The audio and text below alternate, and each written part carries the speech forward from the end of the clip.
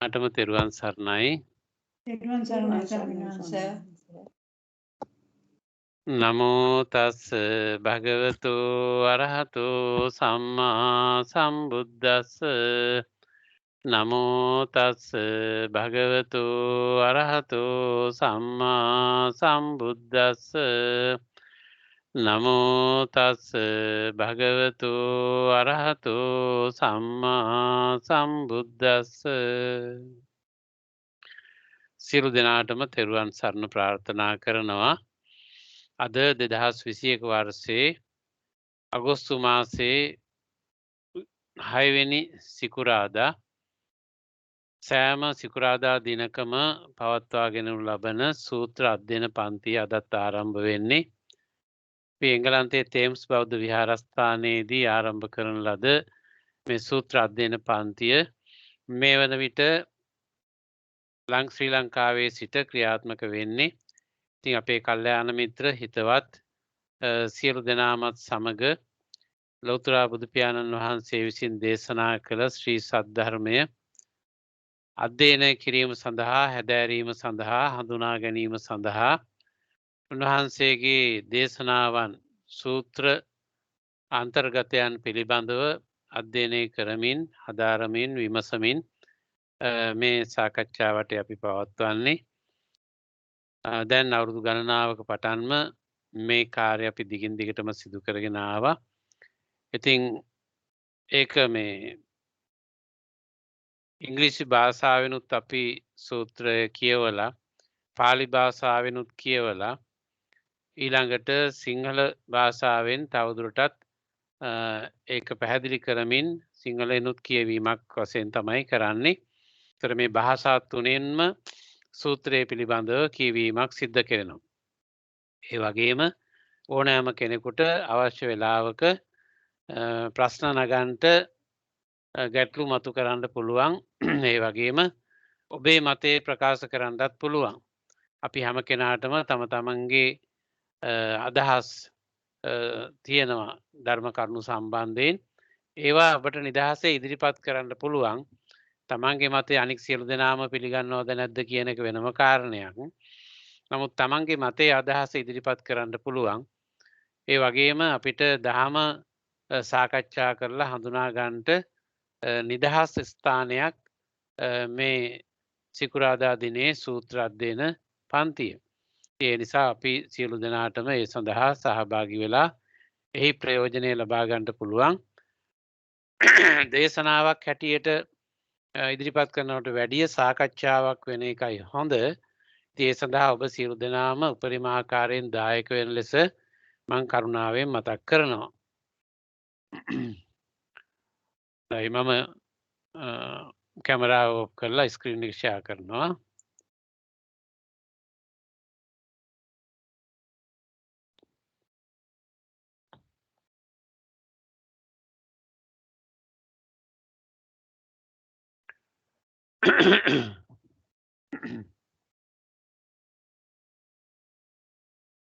අද අපි සාකච්ඡා කරන්න බලාපොරොත්තු වෙන්නේ අද සූත්‍ර දෙකක්ම සාකච්ඡා කරන්න බලාපොරොත්තු වෙනවා. මුලින්ම අංගුත්තර නිකායේ චතුක්ක නිපාතේ රෝග සූත්‍රය. රෝග සුත්ත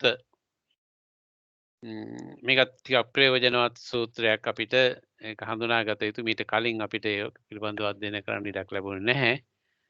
රෝග සූත්‍රය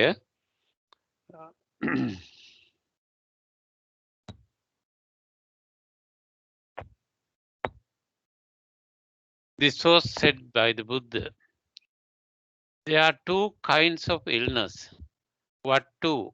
Mental and physical. Some sentient beings are seen who can claim to be free of physical illness for a year or 2 or 3 years, even up to 100 years or more. But it is very hard to find any sentient beings in the world who can claim to be free of mental illness even for a moment, apart from those who have ended the defilement. द्वे भिक्खवे रोगा कतमे द्वे कायिकोच रोगो चेतसिकोच रोगो निस्सन्ति भिक्खवे सत्ता कायिकेन Rhogam ඒකම්පි වස්සං ආරෝග්‍යං පටිජානමානා ද්වේපි වස්සානි ආරෝග්‍යං පටිජානමානා තීනීපි වස්සානි ආරෝග්‍යං පටිජානමානා චත්තාරිපි වස්සානි ආරෝග්‍යං පටිජානමානා පංචපි වස්සානි ආරෝග්‍යං පටිජානමානා දසපි වස්සානි ආරෝග්‍යං පටිජානමානා වීසතීපි වස්සානි ආරෝග්‍යං පටිජානමානා තින්සම්පි වස්සානි ආරෝග්‍යං පටිජානමානා චත්තාරී සම්පි වස්සානි ආරෝග්‍යං පටිජානමානා පඤ්ඤා සම්පි වස්සානි ආරෝග්‍යං පටිජානමානා වස්ස සතම්පි බිහියෝපි ආරෝග්‍යං පටිජානමානා තේ භික්ඛවේ සත්තා සුදුල්ලභා ලෝකස්මින් යේ චේතසිකේන රෝගේන මුහුත්තම්පි ආරෝග්‍යං පටිජානන්ති අඤ්ඤත්‍ර කීනාසවේහි. දැන් බුදුරජාණන් වහන්සේ දේශනා කරනවා මහණෙනි රෝග වර්ග දෙකක් තියෙනවා. මොනවද ඒ දෙක? මානසික දුක්ඛයන් සහ කායික දුක්ඛයන්. යම් සවිඥානික එහෙම නැත්නම් දැනෙන සංවේදනා සහිත සත්වයන් සමහරට කෙනෙකුට කියන්න පුළුවන් එයාට කිසිම රෝගයක් අසනීපයක් බාධකයක් වැළඳුනේ නැහැ පීඩාවට පත්ුනේ නැහැ කියලා මේ වර්ෂේ මේ අවුරුද්දේ මට කිසිම අසනීපයක් තිබුණේ නැහැ කියලා යම් කෙනෙකුට කියන්න පුළුවන්. සමහර විට අවුරුදු 2ක් සමහර විට අවුරුදු 3ක් ওই විදිහට 4ක් 5ක් 6ක් 7ක් 10ක් 20ක් 30ක් 40ක් 50ක් සමහර විට වර්ෂයක් මේ අවුරුදු 100ක් වර්ෂයක් නෙමෙයි අවුරුදු 100ක්. ඒතර ওই විදිහට යම්කිසි කෙනෙකුට කියන්න පුළුවන් මේ කාල සීමාවේදී මට කිසිදු අසනීපයක් අපහසුයක් වුණේ නැහැ කියලා වැළඳුනේ නැහැ කියලා යම්කිසි කෙනෙකුට කියන්න පුළුවන්. එහෙම වුණාට මෙබඳු සංවේදනා සහිත විඥානයක් සහිත දැනීම් ඇති සත්වයකට මට මානසිකව අපහසුවකට පත්ුනේ නැහැ කියලා එක මොහොතක්වත් මානසික illness even for a moment එතකොට එක මොහොතක්වත් මට මානසිකව වෙහෙසකට පත්ුනේ නැහැ කියලා කියන්න හැකියාවක් නැහැ. කෙලෙස් නැසූ රහතන් වහන්සේ කෙනෙකුට හැර අන් කෙනෙකුට මට මෙබඳු අපහසුවක් මෙබඳු මානසික පීඩාවක් වෙහෙසක් උනේ නැහැ කියලා කියන්න හැකියාවක් නැහැ කියලයි මෙතෙන්දී දේශනා කරන්නේ. එතකොට අපිට මේ රෝග සූත්‍රයේ අසුරේදී බොහෝ ගැඹුරු කාරණයක් මෙතෙන්දී බුදු පියාණන් වහන්සේ දේශනා කරන්නේ. සමහරට කෙනෙකුට කායික රෝගයක් හැටියට දැන් සබයි සමහර තැන්වල දැන් මෙහෙම තියෙනවා කායික ආබාධ කිව්වහම ඒ ආබාධ ගොඩට මේ කුසගින්න පිපාසය ශාරීරික අවශ්‍යතාවයන් ඒ වගේ දේවලුත් ඒ ශාරීරික ගැටලු ශාරීරික අපහසුතා ගොඩට දාපු අවස්ථා ධර්මයේ තියෙනවා. නමුත් මෙතෙන්දි කතා කරන්නේ රෝග ඒවා දැන් සාමාන්‍ය ජීවත් වීමේදී ඕනෑම කෙනෙකුට දැනෙන අවශ්‍යතා හා ශාරීරික අවශ්‍යතාවයන් හැටියටනේ. ඒවා තියෙන්නේ මේ කුසගින්න පිපාසය ශාරීරික අවශ්‍යතාව වගේ දේවල්. ඒතර රෝගයක් හැටියට හඳුන්වන වර්ගය රෝග ලයිස්තුවට වශයෙන් ගත්තාම ඒ රෝගයක් හැටියට තියෙන දෙයක් සමහර කෙනෙකුට රෝග තියෙන්න පුළුවන් තවත් කෙනෙක් නිරෝගී වෙන්න පුළුවන්. ඒතර නිරෝගීව ඉන්න කෙනා සමහරට වර්ෂයක් දෙකක් අවුරුදු 5ක් 10ක් 15ක් 20ක් 30ක් සමහරට අවුරුදු 100ක් ජීවත් වෙනවා නම් මුළු අවුරුදු 100 දිම කිසිදු රෝගයක් කවදාවත් රෝහලකට ගිහිල්ලා නැහැ කවදාවත් බේතක් බිව්වේ නැහැ කියන අයත් ඉන්නවනේ. ඒතර එහෙම කිසිදු ආකාරයේ රෝගයකට මම ලක්ුණේ නැහැ කියලා කියන්න පුළුවන් අය ලෝකෙ ඉන්න පුළුවන්. නමුත් කිසිම මානසික පීඩනයකට හසු වුණේ නැහැ කියලා කියන්න පුළුවන් කෙනෙක් කොහෙවත් නැහැ. ඒ රහතන් වහන්සේ නමක්කට පමණයි එහෙම කියන්න පුළුවන් කියන එකයි මෙතෙන්ද කියන්නේ. ඒ කියන්නේ එතකොට වෙන විදිහට කියනවා නම් අපි සෑම කෙනෙක්ම කායිකව යම් ආකාරයකට නිරෝගීභාවයේ හිටියත් මානසික වෙහෙසකට අපි හැම කෙනාම පත් වෙනවා කියන එක. ඒතර මේකේ වළංගුභාවය අපි තව ටිකක් කල්පනා කරලා බලන්න ඕනේ. ඒතර කෙනෙකුට කියන්න පුළුවන් මට නම් එහෙම මානසික පීඩාවකුත් මානසික ගැටලුවකුත් නැහැ කියලා කෙනෙකුට කියන්න පුළුවන්.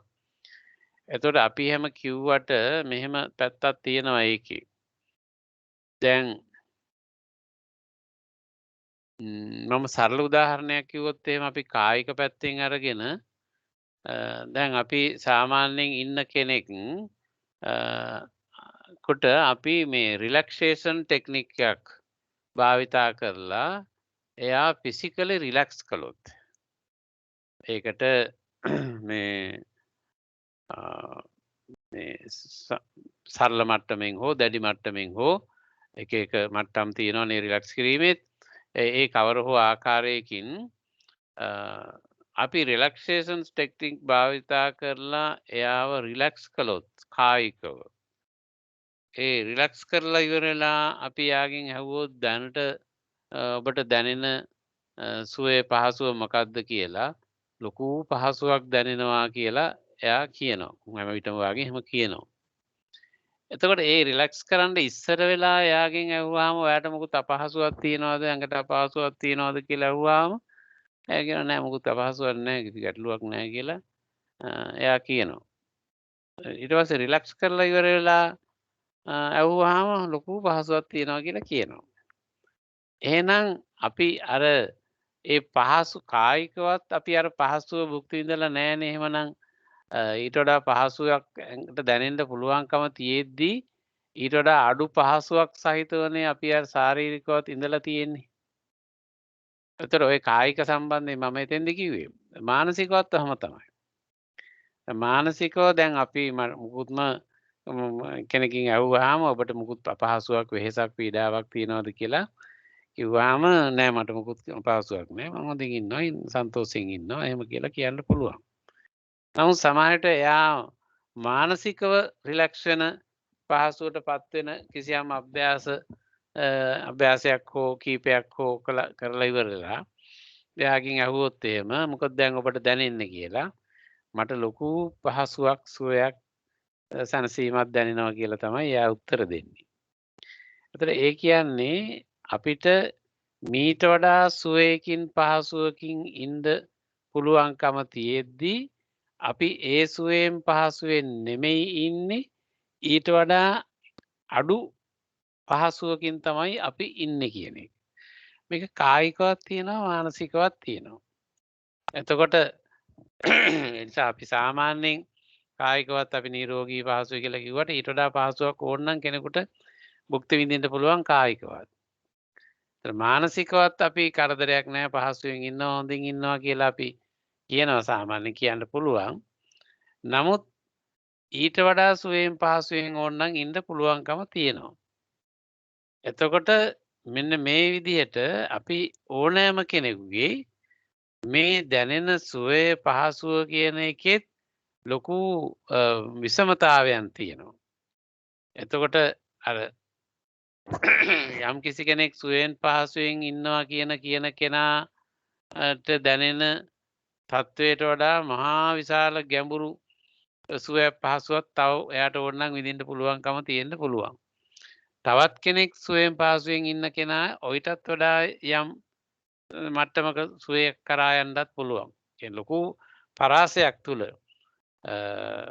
මේ හැම කෙනෙක්ම විවිධ වූ තම තමන්ට ආවේනික වූ ශෛලීන් සීමාවන් තුල යම් සුවතා මට්ටමක තමයි ඒ හැම කෙනෙක්ම වාගේ ඉන්නේ. ඒතර ඒ නිසා අපි දැන් සුවයෙන් පහසුවෙන් ඉන්නවා කියලා කියන කෙනෙක් වුණත් සැබෑ සුවයෙන්ද පහසුවෙන්ද ඉන්නේ කියන එක ප්‍රශ්නයක් වෙනවා. එතකොට ඒ නිසා එයාට ඊට වඩා සුවයක් අත්දකින්න ලැබිච්ච වෙලාවක තමයි එයා දන්නේ මෙච්චර කල් මම මේ සුවේ විඳලා නැහැ කියන එක. ඒ පහසුව, ඒ විවේකයේ, ඒ සැහැල්ලුකම විඳලා නැහැ කියන එක. එතකොට ඒ නිසා මෙන්න මෙහෙම ස්වභාවයක් අපි හැම කෙනාගේම මනසේ තියෙනවා. අපි අපිට දැනෙන ආකාරයට අපි පහසුවෙන් ඉන්නවා, හොඳින් ඉන්නවා, සුවෙන් ඉන්නවා කියලා කියනවා වෙන්න පුළුවන්. ඒ වුණාට සැබෑ සුවය ඒක නෙමෙයි කියන එක දැනගන්න පුළුවන්කම ලැබෙන්නේ ඊට වඩා ඉහළ සුවයක් Tamanට අත්දකින්න ලැබිච්ච වෙලාවක. මෙන්න මේ ස්වභාවය ගැන තමයි මෙතෙන්දී කතා කරන්නේ.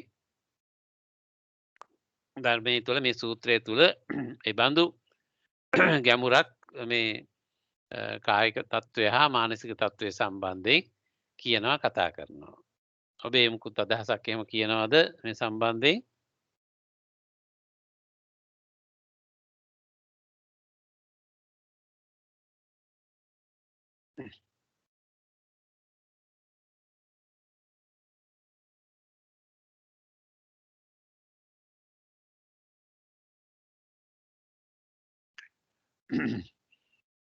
There are 4 kinds of illness for those gone forth. What for? චත්තාරෝමි භික්කවේ පබ්බජිතස්ස රෝගා කතමේ චත්තාරෝ ඉද භික්කවේ භික්ඛු මහිච්ඡෝ හෝති විගාතවා අසන්තුට්ඨු. එතකොට මේ බඳු අපහසුතා රෝගී තත්වයන් 4ක් තියෙනවා. ඒ 4 මොනවද කියලයි මේ ප්‍රශ්න කරන්නේ. ප්‍රශ්න කරලා ඉවරලා ඒක පැහැදිලි කරලා දීම මේ සූත්‍ර වල දේශනා ශෛලියේ තියෙන එක්තරා ක්‍රමයක්.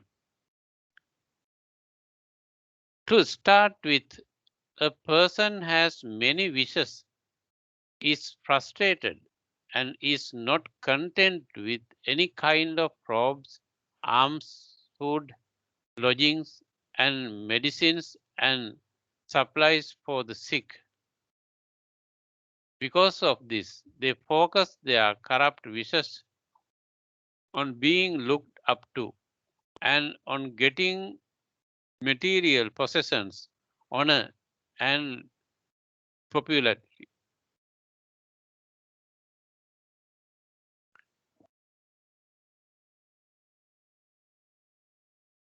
ඉද භික්ඛවේ භික්ඛු මහිච්ඡෝ හෝති විගාතවා අසන්තුට්ඨෝ ඉතරීතර චීවර පිණ්ඩපාත සේනාසන ගිලානප්පච්චේ බෙහෙසජ්ජ පරික්කාරේන සෝ මහිච්ඡෝ සමානෝ විගාතවා අසන්තුට්ඨෝ ඉතරීතර චීවර පිණ්ඩපාත සේනාසන ගිලානප්පච්චේ බෙහෙසජ්ජ පරික්කාරේන පාපිකං ඉච්ඡං පනිදහති අනවඤ්ඤ පටිලාභාය ලාභ සක්කාර සිලෝක පටිලාභාය සෝ උට්ඨහති ගටති වායමති අනවඤ්ඤ පටිලාභාය ලාභ සක්කාර සිලෝක පටිලාභාය සෝ සංකාය කුලානි උපසංකමති සංකාය නිසීදති සංකාය ධම්මං භාසති සංකාය උච්චාර පස්සාවන් සන්දාරේති ඉමේසෝ භික්කවේ චත්තාරෝ පබ්බජිතස්ස රෝගා. මම හිටිය වැඩිපුරත් එක කිව්වා.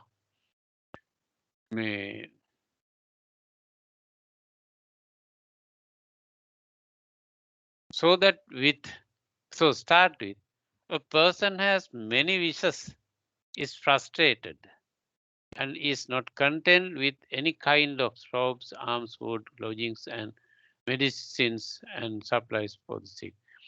එතකොට යම් කිසි කෙනෙකුට යම් අපේක්ෂාවන් තියෙනවා නම් බලාපොරොත්තු තියෙනවා නම් විවිධාකාරයේ අපේක්ෂාවන් බලාපොරොත්තු තියෙනවා නම් ඒ බලාපොරොත්තු ඒ ආකාරයෙන්ම ඉෂ්ට නොවන ස්වභාවයකට පත් වෙනවාමයි. අපි අර ධම්මචක්කප්පවත්තන සූත්‍රයේදී කතා කරන්නේ අපි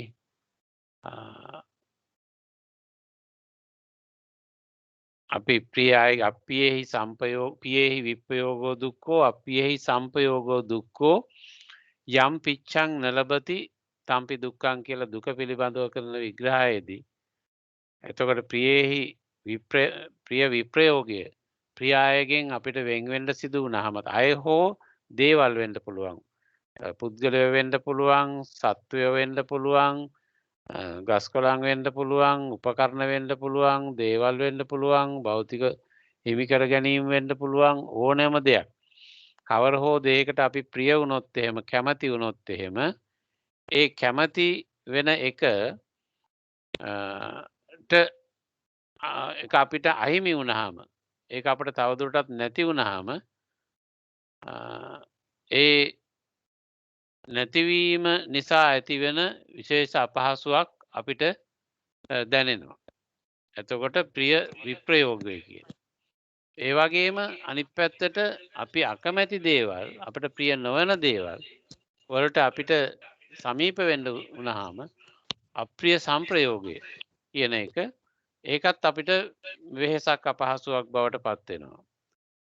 එතකොට ඒ වගේම යම් පිච්ඡං නලබති යම්පි ඉච්ඡං නලබති යම් කිසි අපි කැමති වෙන දෙයක් ප්‍රිය වෙන දෙයක් තියෙනවා නම් ඒ ප්‍රිය වෙන දේ අපිට ඒ ආකාරයෙන් ලබන්න බැරි වුණාම අපිට ඒකත් වෙහෙසක් අපහසුවක් බවට පත් වෙනවා.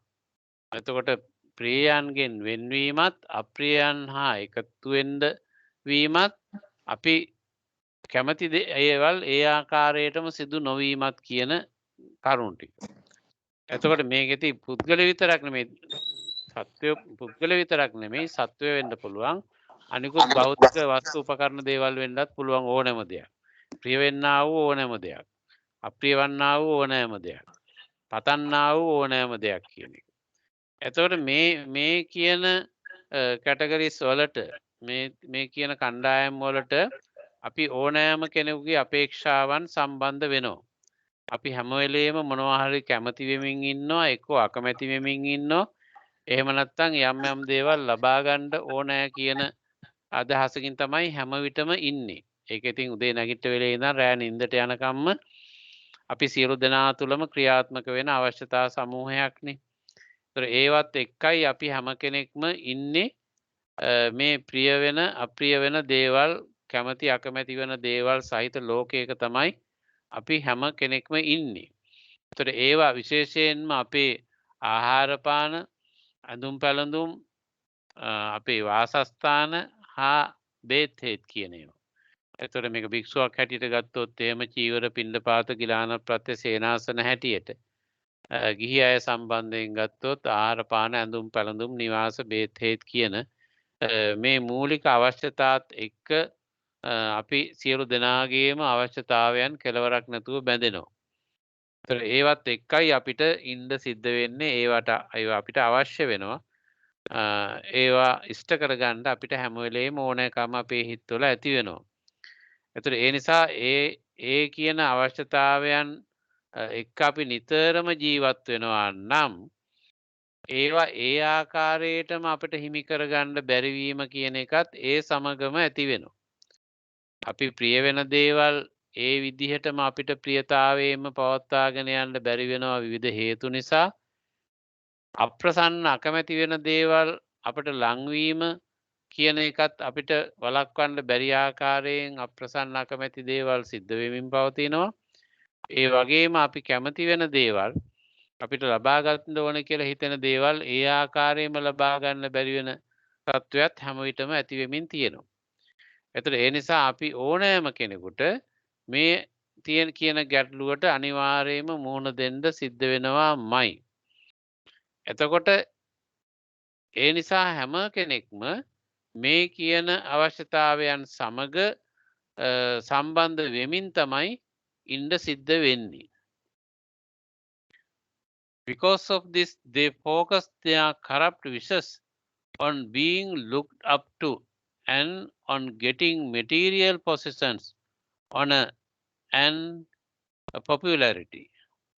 එතකොට මේ නිසාම අපි බොහෝ දේවල් පිළිබඳව ප්‍රාර්ථනාවන් අපේක්ෂාවන් අරමුණු කරගන්නකොට ඒවා ඔස්සේ ඒ විදිහටම ඒවා ඉෂ්ට කරගන්න බැරිවීම කියන ගැටලුව ප්‍රශ්නය කියන එක හැම කෙනාටම මුහුණ දෙමින් ඉන්න සිද්ධ වෙන දෙයක්. එතකොට මේවත් එක්ක අපි විවිධ දේවල් අයිති කරගන්න ද්‍රව්‍ය භෞතික ලෝකේ බොහෝ දේවල් ලබා ගන්න, හිමි කරගන්න, අයිති කරගන්න, පරිහරණය කරගන්න, ප්‍රයෝජනට ගන්න අවශ්‍යතාවයෙන් යුක්තව අපි නිරන්තරයෙන්ම ඒව සම්බන්ධයෙන් ඉන්නවා. ඒවත් එක්ක අපි නිතරම ගනුදෙනු පවත්වනවානේ. එතකොට සමහර විට අපි ගෞරවය ලබා ගැනීම එහෙම නැත්නම් පිළිගනු ලැබීම කියන එකට ඒ වගේම අපේ කීර්ති නාමය සම්බන්ධයෙන් ප්‍රසිද්ධිය හෝ කීර්ති නාමය කියන දේවල් සම්බන්ධයෙන්ුත් අපේ කැමැත්තක් ඕනෑකමක් තියෙනවා. එතකොට හැම විටම පුංචි කාලේ ඉඳන්ම ඇති වෙන අපිට තිබිච්ච එකක් තමයි පිළිගනු ලැබීම කියන එක. නැත්නම් අනික් අය අතර මම වැදගත් කෙනෙක් කියලා යම්කිසි වටිනාකමක් තියෙන කෙනෙක් කියලා අනික් අයගේ කිසියම් පිළිගැනීමකට වාජනය වීම පුංචි කාලේ ඉඳන්ම අපි සියලු දෙනාගේම අවශ්‍යතාවයක්. මේක කුඩා ළමයින්ගේ පවා තියෙන ස්වභාවයක්නේ. ඒතකොට එහෙම තමන් ඒ ළමයි මිත්‍රයන් අතරට යන්නේ අනිකුත් විවිධ ශේත්‍රයන්ට ළමයි යොමු වෙන්නේ ඒ නිසානේ. ඒතකොට ඒ නිසා පිළිගනු ලැබීම කියන එක තමන් ගෞරවයට අනික් අයගේ වටිනාකමකට ලක් වෙනවා කියන එක හැම විටම තියෙන එකක්. ඒ වගේම තමන්ගේ කිසියම් කීර්ති නාමයක් තමන්ට කිසියම් වටිනාකමක් අන් අය අතරේ තමන්ගේ ඇගීමකට තමන් ලක් වේය කියන අදහසත් හැම විටම අපි සියලු දෙනා තුළම තියෙනවා. ඒතර මේවත් එක්කමයි අපි හැම එක්කෙනාම වාසය කරන්නේ, කටයුතු කරන්නේ, වැඩ කරන්නේ. ඒතර ඒවා ඒ ආකාරයටම ලැබෙන්නේ නැති ස්වභාවයන්ට අපිට ලක් වෙන්න සිද්ධ වෙනවා. අපි නොදැනුවත්වම අපි ඒ අපේක්ෂා කරන දේ ඒ විදිහටම නොලැබී යන්නට ඉඩකඩ බොහෝ සෙයින් හැම විටම තියෙනවා.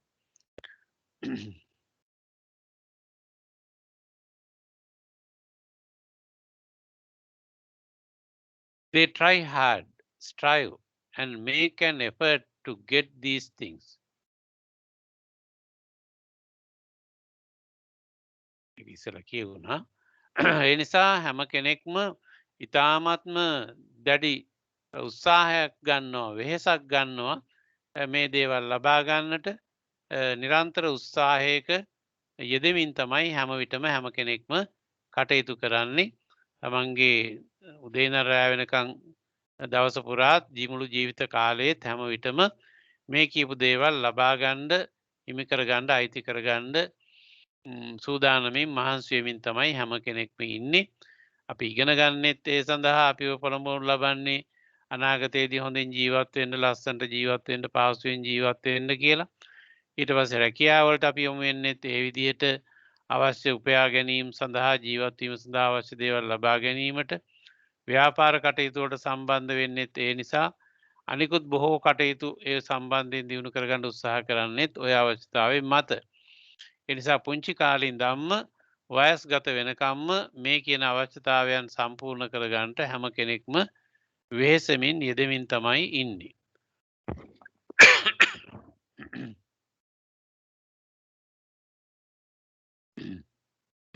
They have an ulterior motive when they visit families. They have an ulterior motive when they sit down, when they speak on Dhamma, and even when they hold it in when they need to go to the toilet. අතර මෙහෙම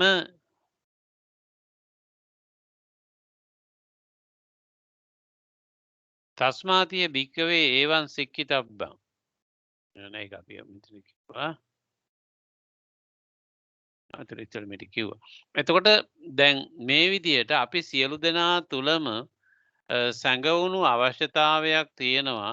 නිරන්තර අපි තුල ඇතිවෙච්ච ස්වභාවයෙන්ම අප තුල ඇතිවෙච්ච සැඟවුණු අවශ්‍යතාවයකින් තමයි අපි ක්‍රියාත්මක වෙන්නේ. අපි නොඑක් අය ඇසුරු කරද්දී, අනික් පුද්ගලයන් ඇසුරු කරද්දී, ඒ වගේම අපි අනික අපේ හැසිරීම් ක්‍රියාකාරකම් වලදී අපි ඉඳ ගන්නකොට, නැගිටලා ඉන්නකොට, අනික් වැඩ කරනකොට, ඒ වගේම කතා කරද්දී, අපි යම් යම් දේවල් වල කටයුතු කරද්දී, ඒ හැම දෙයකදීම අපේ අවශ්‍යතාවයන් වශයෙන් කෙරෙන සෑම දෙයකදීම අපි මේ විදිහේ මේ ඉහත කියපු අවශ්‍යතාවයන් ඉෂ්ට කරගන්නට ඒවා හා සබැඳි අවශ්‍යතාවයන් සමග තමයි අපි හැම විටම ඉන්නේ.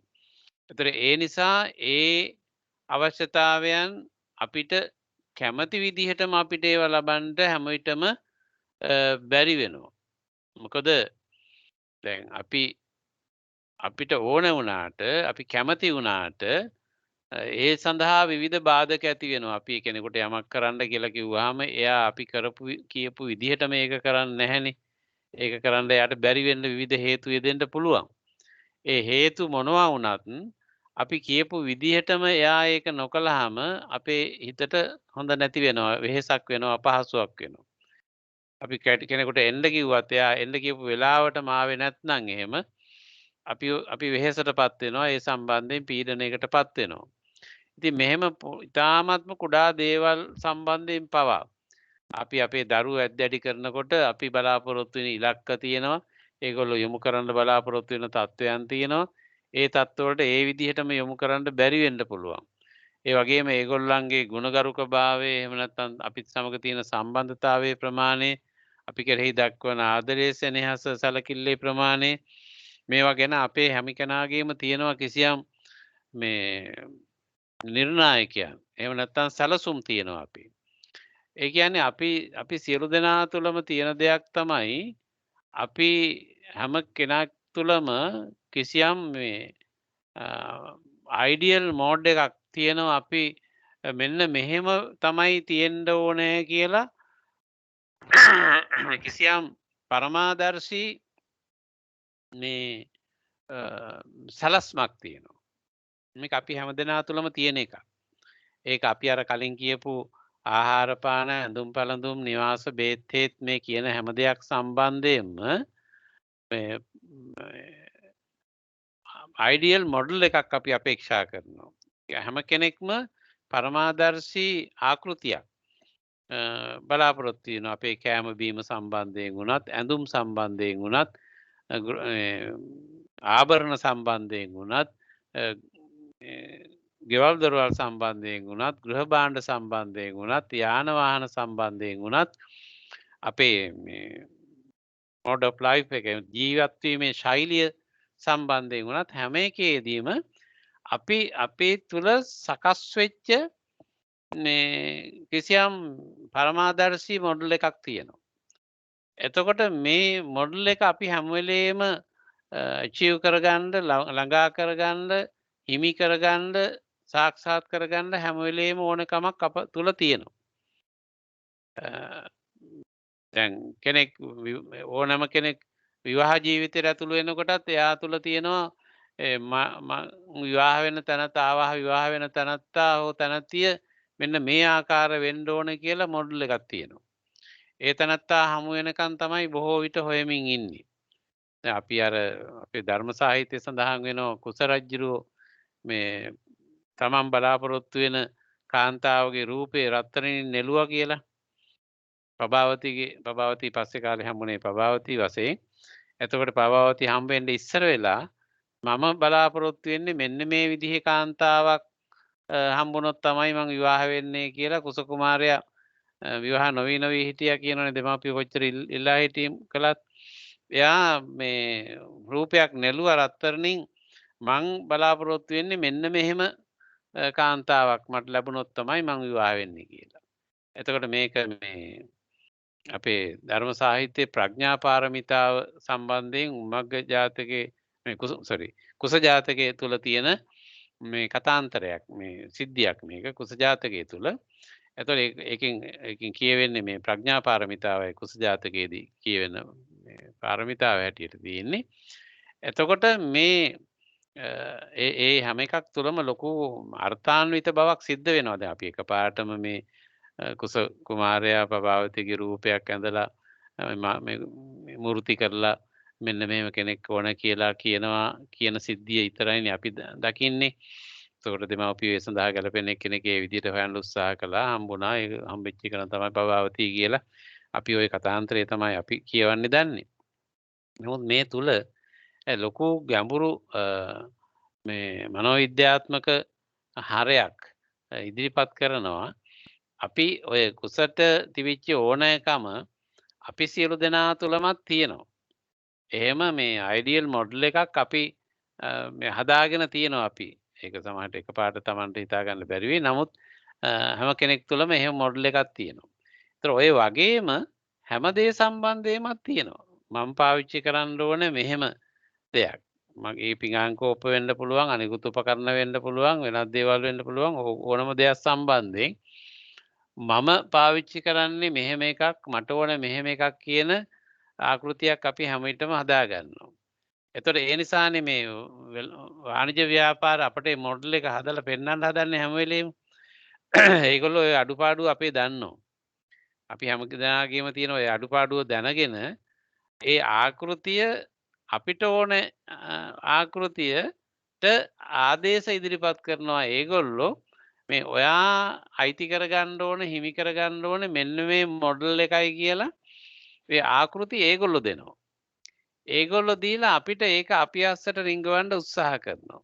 ඔය වාණිජ්‍ය ව්‍යාපාරවල දැන්ට කරගෙන යන එක ඔය සයිකොලොජි එක තමයි යන්නේ.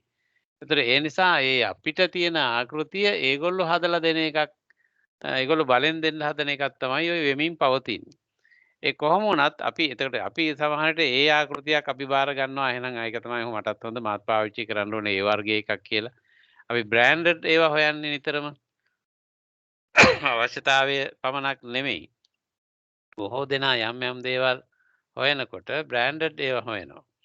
ඒතකොට බ්‍රෑන්ඩඩ් ඒවා හොයන එකේ තේරුම අර Tamanට ඉහළම උපරි පරිභෝජනයක් ලබා ගැනීම සඳහා දරන උත්සාහයේ ප්‍රතිඵලයක් හැටියටනේ අපි එහෙම ලබන්න උත්සාහ කරන්නේ. ඒතර ඒ නිසා අපි හැමදෙනා තුළම මොනම දේ සම්බන්ධයෙන් වුණත් මේ සාමාන්‍ය පිඟාන කෝප්පයක් වුණත් ආභරණයක් වුණත් ඇඳුමක් වුණත් සෙරෙප්පු සපත්තු වුණත් ඔය කියන ඕනම දෙයක් සම්බන්ධයෙන් හැම විටම අපි එහෙම ආකෘතියක් හදා ගන්නවා මොඩල් එකක් හදා ගන්නවා. ඒ මොඩල් එක තමයි අපි හැම වෙලේම හොයමින් ඉන්නේ. එතකොට ඒවා හැම දේ සම්බන්ධයෙන්ම තියෙන්න පුළුවන්. ඒක ওই භෞතික වස්තු මේ හිමි කර ගැනීම වගේම අපි මෙතෙන්දි කතා කරන්නේ භෞතික වස්තු getting material possessions කියලා. ඒතර ද්‍රව්‍ය භෞතික මේ වශයෙන් හිමි කර ගැනීම පමණක් නෙමෙයි අර කිව්ව ආකාරයට පිළිගනු ලැබීම, අගය කරනු ලැබීම, කීර්තිය, ප්‍රශංසාව මේ දේවල් සම්බන්ධ වෙනොත් එහෙමයි. එතන මේ මම මෙන්න මේ ප්‍රමාණයට මම ප්‍රසිද්ධ වෙන්න ඕන. මේ ප්‍රමාණයට මම පිළිගැනීමකටපත් වෙන්න ඕන. මේ ප්‍රමාණයකට ඉහළට යන්න ඕන කියලා. දැන් ඔය සමහර අය බලය සම්බන්ධයෙන් ඔය ළඟා කරගන්න හදන්නෙත් ඔය නිසානේ. දැන් ශ්‍රී ලංකාවේ එහෙම බටහිර රටවල ඒක එහෙම නොවෙන්න පුළුවන්. ශ්‍රී ලංකාවේ එහෙම ඔය දේශපාලන ශාස්ත්‍රයට සම්බන්ධ වෙන්න එක ප්‍රධාන හේතුවක් තමයි බලය සම්බන්ධයෙන් තියෙන එක. එතකොට දැන් වෙනදා අපි ශ්‍රී ලංකාවේ පරිසරය වශයෙන් ගත්තොත් වෙනදා පොලිස් ස්ථානයේ ප්‍රධානියාට තමන් මේ සැලියුට් එක ගහන්න අවශ්‍ය තත්ත්වයක් තියෙන එකේදී එයා ඡන්දයකට ඉදිරිපත් වෙලා කිසියම් මන්ත්‍රීවරයෙක් වුණාට පස්සේ පොලිසියේ නිලධාරියා තමන්ට සැලියුට් එක ගහනවනේ. එතකොට මෙන්න මේ වෙනස ලබා ගැනීම බොහෝ දෙනෙකුගේ අවශ්‍යතාවයක් බවට පත් වෙනවා. එතකොට බලය කියන එකත් එක්ක ඒ අවශ්‍යතාවයන් ටික මිශ්‍ර වෙනවා. එතකොට දැන් සල්ලි ටිකක් තියෙනකොට සල්ලි වැඩිපුර තියෙනකොට ඊට පස්සේ ඕන වෙන්නේ අර ඉතුරු ටික. ඒ නිසා දේශපාලනයට යොමු වීමේ නැඹුරුවක් ප්‍රවණතාවයක් තියෙනවා. බොහෝ විට මේ අනික් අයට සේවය කරන්න අනික් අයගේ දුක නිවන්නට අනික් අය පහසුවටපත් කරනවා කිරීමේ අවශ්‍යතාවයට වැඩිය සේවාවක් කිරීමේ අවශ්‍යතාවයට වැඩිය අර මුදලින් Tamanට ලබා ගන්න බැරි දේවල් ටික බොහොම ලේසියෙන් පහසුවෙන් ලබා ගන්න පුළුවන් බලය කියන එකත් එක්ක සම්බන්ධ වුණාම මිශ්‍ර වුණාම. ඒ නිසා යම් ප්‍රමාණයකට මුදල් තියෙනවා නම් ඊළඟට Tamanට අවශ්‍ය වෙන්නේ බලය. මොකද බලයත් එක්ක ඉතුරු ටික සමගාමීව බැඳිලා එනවා. ඒ නිසා බලය ලබා ගැනීම සඳහා ලොකු සටනක ඉදලා ඉන්නේ ශ්‍රී ලංකාව ඉන්දියාව වගේ රටවල් වල තියෙන ස්වභාවයක් නේ. මේ ආසියාතික රටවල් වල තියෙන ස්වභාවයක්. ඒක බටහිර රටවල් නම් ඒ ක්‍රමය කියන එකට යම් වෙනස් ආකාරයකට ක්‍රියාත්මක වෙන්නේ. ඒතකොට නමුත් මේ පොදු ලක්ෂණය දකින්න තියෙනවා. ඒතර ඒ නිසා ඒ තමන් මෙහෙම හදාගන්න ආකෘතියක් පරමාදර්ශයක් තමන් නිර්මාණය කරගෙන ඒ නිර්මාණය අස්සට තමන් පිවිසිලා ඒක තමන්ට ලබා ගැනීම සඳහා දරන උත්සාහයක් හැටියට තමයි හැම කෙනෙක්ම කටයුතු කරමින් ඉන්නේ. ඉතින් එහිදී බොහෝ වෙසන කරදර පීඩා මානසික සංක්ෂෝභයන් මානසික පීඩාවන් වෙහෙසකර තත්ත්වයන් විඳින්නට අනිවාර්යයෙන්ම සිද්ධ වෙනවා. ඒ සඳහා ලොකු උත්සාහයක් දැන් තමන්ට අවශ්‍ය දේවල් කෑම බීම ඇඳුම් පැළඳුම් ඔක්කොම දේවල් තියෙන කෙනෙක් සමහරට බලය සඳහා අතිවිශාල කැපකිරීම අතිවිශාල ගැටුම් රණ්ඩු සලුවල් ඒ වගේම වෛරී කටයුතු දේවල් මහා හානිකර දේවල් එකිනෙකා මරා ගැනීම වගේ දේවල් මේ නොයෙකුත් දේවල් සිද්ධ වෙනවා අපි දැකලා තියෙනවානේ. නමුත් ඒ අයට කන්න බොන්න නැතුව නෙමෙයි අඳින්න පළඳින්න නැතුව නෙමෙයි යාන වාහන නැතුව නෙමෙයිනේ. බොහොම ඒවා හැම දෙයක්ම හොඳට ඉහළින් ලබමින් ඉන්න අය විවිධ ගැටුම් රණ්ඩු දරුවල් හදාගෙන බලය සඳහා තියෙන විවිධ ගැටුම් වලට එහෙනම් පත් වෙන්න ඕන කමක් නැහැනේ. මට අවශ්‍ය දේවල් ටික තියෙනවා ඔක්කොම කෑම දුම් බැලඳුම් නිවාස බේතේ ඔක්කොම ටික තියෙනවා. අවශ්‍ය ගමන් බිමන් යන්න අවශ්‍ය පහසුකම් විඳින්න ඔක්කොම ටික තියෙනවා කියලා එහෙමනම් අපි ඒ අය සතුටින් පහසුවෙන් ඉන්න එපා. එහෙම ඉන්නේ නැහැනේ. ඒ සඳහා ඊළඟට අර බලය සඳහා කරන අරගලයන් සමග සම්බන්ධ වෙනවා. එතකොට ඒ කියන්නේ අර මූලික දේවල් ටික ලැබුණාට තව ඉන් එහා තවත් දේවල් ලබා ගැනීමේ බලවත් ඕනෑකමකින් පොළඹවනු ලබනවා. ඒක අභ්‍යන්තර පෙළඹීමක් විසින් තමයි එන්නේ. එතකොට ඒ අභ්‍යන්තර පෙළඹීම කියන එක මෙහෙවීම තුළින් සෑම කෙනෙක්ම අනවශ්‍ය ගැටලු ප්‍රශ්න මහත් රාශියකට මුහුණ දෙමින් ඉන්නවා. ඒවා අලුතෙන් නිර්මාණය වෙනවා අර කිව්ව අවශ්‍යතාවයන් ටික ඉෂ්ට කරගන්න යාම නිසා. ඒතර මෙන්න මේ ක්‍රමයට හැම කෙනෙක්ම විශාල ගැටලු සම්භාරයකට මුහුණ දෙනවා. කියන්නේ දුප්පත් කෙනෙක් තමන්ට එදිනෙදා කෑම බීම ටික ඇඳුම් පැළඳුම් අවශ්‍ය බේත් හේත් ටික ලබා ගන්නට බැරුව යම් කිසි කෙනෙක් වෙහෙසටපත් වෙමින් පීඩාවටපත් වෙමින් ඉන්නවා වෙන්න පුළුවන්. ඒතර එයාගේ මූලික අවශ්‍යතා ටික එයාට ලබා නොලැබුණ නිසා සමහරට අපහසුවටපත් වෙන්න පුළුවන්. නමුත් මේ මූලික අවශ්‍යතාවන් ඔක්කොම ටික හොඳට ලැබෙන කෙනෙකුත් තවදුරටත් සමාජයේ තුල තවත් අවුල් ගැටලු ප්‍රශ්න ව්‍යාකූලතා නොඑක් විදිහේ දේවල් වලට ඒ අය සම්බන්ධ නොවී ඉන්නේ නැහැනේ. ඒ අය සම්බන්ධ වෙනවාමනේ.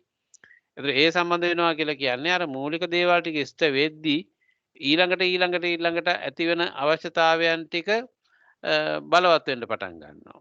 එතකොට ඊට පස්සේ අර කීර්තිය පිළිගනු ලැබීම ප්‍රසිද්ධිය ඔය කියන දේවල් සමග බලය සමග මිශ්‍ර වෙලා එන දේවල් ටික අපේක්ෂා කරන්න පටන් ගන්නවා ඊට පස්සේ. ඒ නිසා මේක කෙලවරක් වෙන්නේ නැහැ. ඒක මෙන්න මෙතෙන්දී තමයි දැන් මේ නවතින්න සුදුසු තැන මෙතනින් එහාට යන්න අවශ්‍ය වෙන්නේ නැහැ මට දැන් අවශ්‍ය දේවල් ටික ඔක්කොම තියෙනවා කියලා එහෙම හිතලා නවතින කෙනෙක් හම්බ වෙන්නේ නැහැ. එතකොට ඒ නිසා අර බලවත් උත්සාහයකින් වෙහෙසකින් උත්සාහයකින් දැඟලීමකින් යුක්තව මේ ගමන යන්න හැම විටම උත්සාහ කරමින් ඉන්නවා. එතකොට මේක තමයි ස්වභාවය කියලා මේ සූත්‍රයේදී පැහැදිලි කරන්නේ. ඔබට යම් දේවල් කිය හැකි කතා කළ හැකි.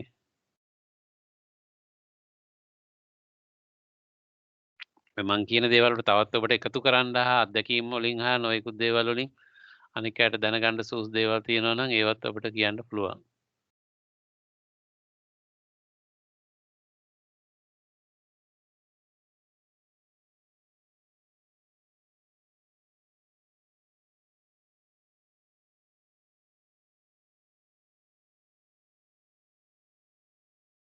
These are the 4 kinds of illness for those gone forth. So you should train like this. We will not have many wishes or be frustrated. We will be content with any kind of robes, arms, foods, lodgings, and medicines and supplies for the sick.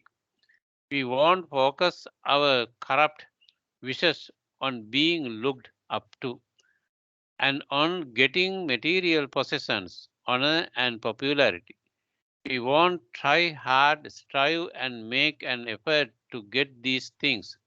We will endure cold, heat, hunger, and thirst. We will endure the touch of flies, mosquitoes, wind, sun, and reptiles. We will endure rude and unwelcome criticism. We will put up with physical pain, sharp, severe, acute, unpleasant, disagreeable, and life threatening. That's how you should train.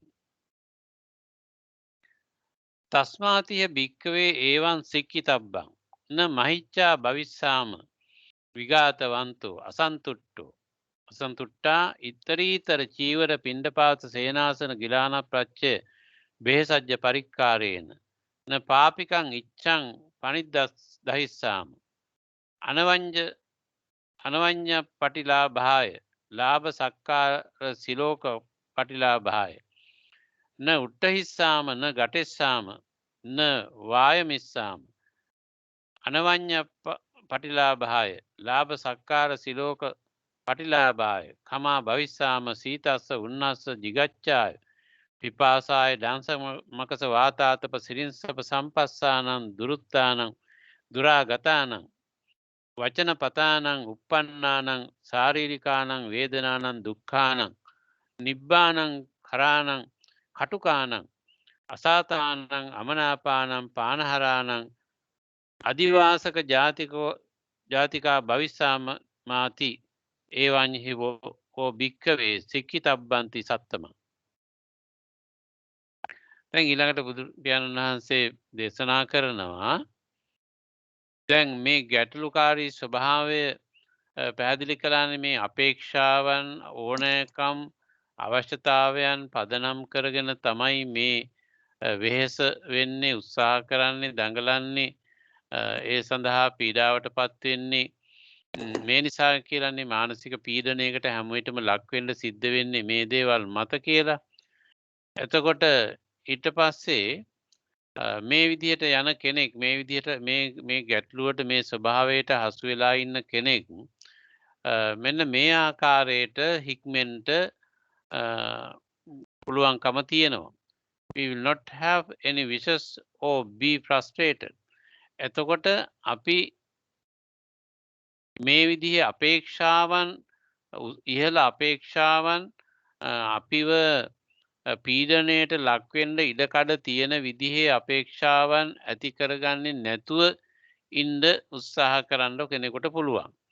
We will be content with any kind of robes.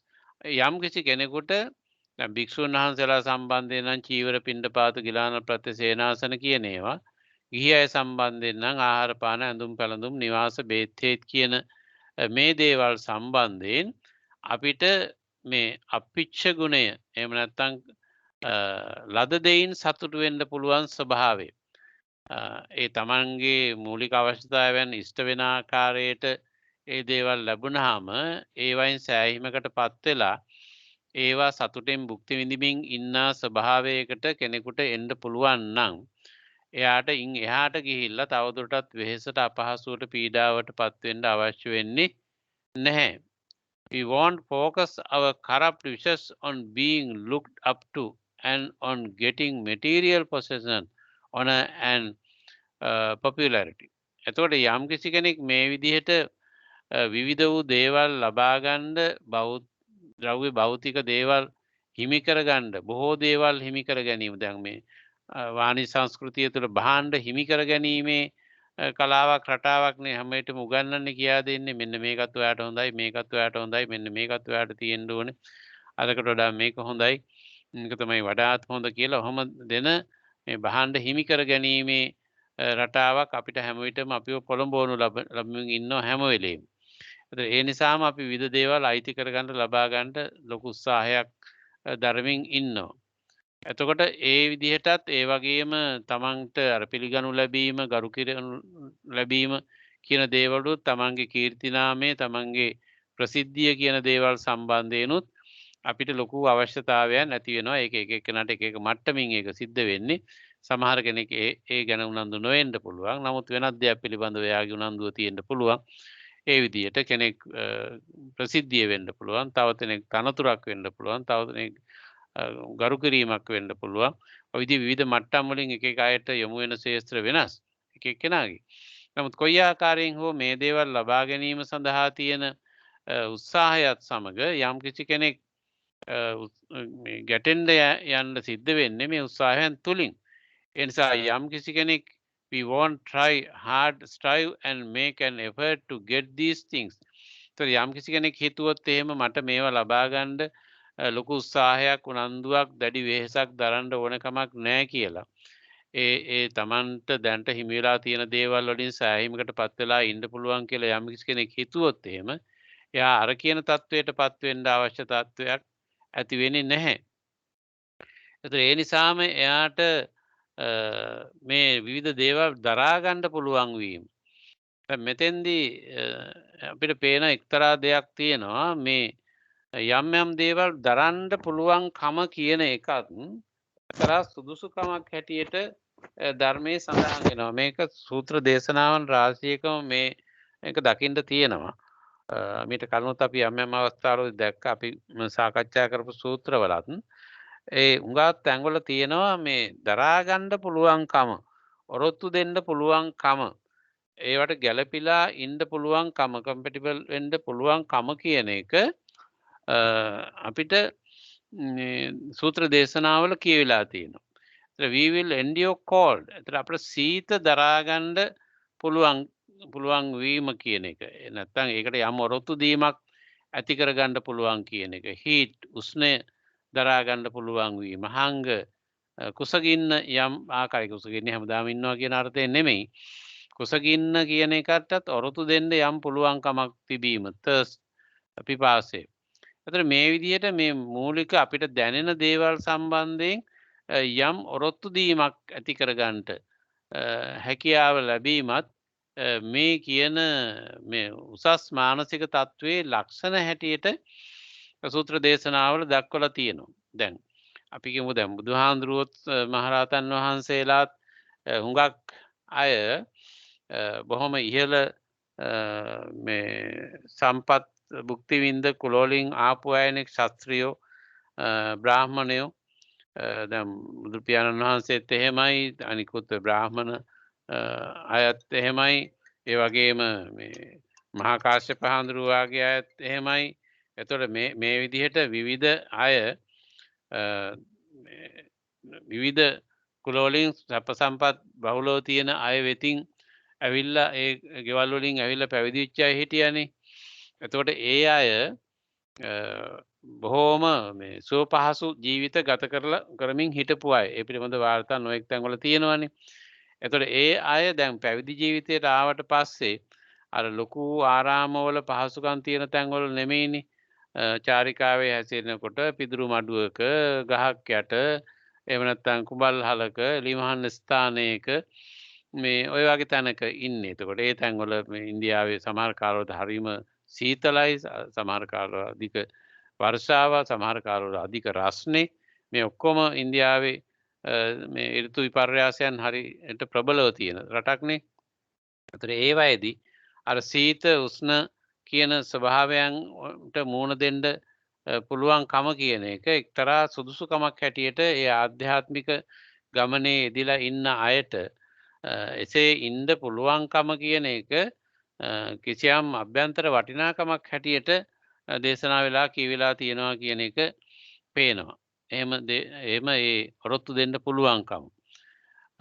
ඒ වගේම we will endure the touch of the flies. ඒ වගේම මැස්සන්ගෙන්, මදුරුවන්ගෙන්, සුළඟෙන්, සූර්යතාපයෙන් සමහරට සර්පයින්ගෙන්. ඒතර මෙහෙම විවිධ මේ ස්වභාවික ජීවිතයේදී රටාවේදී ඇතිවිය හැකි විවිධ බාධක අවහිරතා ස්වභාව ධර්මයෙන් එන දේවල් හා වටපිටාවෙන් එන දේවල් වලට ඔරොත්තු දෙන්න දීලා පහසුවෙන් සැහැල්ලුවෙන් ඉන්න පුළුවන්කම කියන එක එක්තරා සුදුසුකමක් හැටියට අර වෙහෙසට පීඩාවට පත් නොවී ඉන්න පුළුවන්කමක් හැටියට දක්වලා තියෙනවා. We will endure rude and unwelcome criticism. එතකොට බොහෝ විට අපිට මුණ දෙන්න සිද්ධ වෙන දෙයක් තමයි අන් අයගේ රළු පරළු කතා බහ හැසිරීම් රටාවන් අනික් අය සමහරට තම අපිව පිළිබඳව නුරුස්නා ස්වභාවයෙන් යුක්තව අනික් අයගේ කතා බහ හැසිරීම් ඒ වගේම අපිව පිළිබඳව කරන විවිධ විවේචන නිතරම අපිට අහන්න සිද්ධ වෙනවා සමහරට. හැම කෙනාම අපි කෙරෙහි ප්‍රියමනාපව ආදරයෙන් සෙනෙහසින්ම කතා බහ කරන්නේ නැහැනේ. අපේම ඥාතීන් හිතවතුන් අපේම අය කියලා හඳුන්වන අය හුඟක් වෙලාවට වෙන්නේ එහෙමයි. අපේම අය කියලා හඳුන්වන අයගේ විවිධ විවේචන වලට විවිධ වූ අපහාසාත්මක දේවල් වලට අපිව ලක් වෙන්න පුළුවන්. එතකොට මෙහෙම අප්‍රසන්න අකමැති ප්‍රියමනාප නොවන විවේචනාත්මක යම් යම් දේවල්ට අපිට මුහුණ දෙන්න සිද්ධ වෙනවා ජීවත් වීමේදී අපේ ඥාතීන් හිතවතුන් සේවාස්ථාන හා ගෙවල් තුලදීම සමහරටත් එහෙම නොයෙක් අවස්ථාවලදී ඒවට මුහුණ දෙන්න සිද්ධ වෙනවා. එතකොට ඒ වගේම we will put up with physical pain, sharp, severe, acute, unpleasant, disagreeable and life threatening. එතකොට මේ විදිහට අපි ජීවත් වීමේදී අපට බොහොම තියුණු කටුක වෙහෙසකර පීඩාකාරී අප්‍රසන්න අපට එකඟ විය නොහැකි සමහරට අපේ ජීවිතය වලට පවා තර්ජනයක් එල්ලවන ආකාරයේ යම් යම් දේවල් අපිට මුහුණ දෙන්න සිද්ධ වෙන්න පුළුවන්. ඒවා ස්වභාවිකව ලෝකයේදී බඳු බොහෝ දේවල් අපි වටා සිද්ධ වෙන්න පුළුවන්. ඉතින් ඒවට අපි කොහොමද මුහුණ දෙන්නේ? ඒවයින් වෙහෙසට පත් නොවී ඉන්නේ කොහොමද? ඒවයින් පීඩාවට පත් නොවී ඉන්නේ කොහොමද කියන එක අපිට ඉගෙන ගන්න සිද්ධ වෙනවා. අපිට අභ්‍යාස කරන්න සිද්ධ වෙනවා. පුරුදු වෙන්න, පුහුණු වෙන්න සිද්ධ වෙනවා. එතකොට ওই විදිහට මේ කියන දේවල් සමග අපිට යම් ආකාරයක පුරුද්දක් පුහුණුවක් ඇති කරගත්තොත් ඒ තුල ඉඳන් තමයි අපිට පුළුවන්කම එන්නේ මේ කියන ඔරොත්තු දීමට ගැළපෙන ආකාරයෙන් ඉන්න. ඒතර ඒකෙදී අර ලද දෙයින් සතුටු වෙන ස්වභාවයෙන් අල්පෙච්ච ගුණය මේ අභ්‍යාස කරමින් පුරුදු කරමින් යම් කිසි කෙනෙකුට අර බොහෝ දේවල් වෙනුවට තමන්ට හිමි තමන්ට පහසුවෙන් ළඟා කරගත හැකි ගැටුම් ආරවුල් වියවුල් ඇති නොවන ආකාරයෙන් තමන්ට හොයාගත හැකි උපයාගත හැකි දේවල් සමග සම්බන්ධ වෙලා ඒවයින් සැහැල්ලු සනසුණු විවේකී ජීවිතයක් ගත කිරීම කියන එකට යම් කිසි කෙනෙක් සම්බන්ධ වුණොත් අර මානසික වෙහෙස පීඩාව කියන එක බොහොම අඩු කරගන්නට හා ඒවයින් මිදෙන්න පුළුවන්කම ලබනවා කියන එක තමයි මෙහිදී කියන්නේ. එතකොට ඒ විදිහට මේක ශික්ෂණය අපි කුරු කරගන්න ඕන පුහුණු කරගන්න ඕන දෙයක් හැටියට. කියන්නේ තමන් මේ සචේතනිකව මේක අභ්‍යාස කළ යුතු දෙයක්, පුරුදු කළ යුතු දෙයක්, පුහුණු කළ යුතු දෙයක්.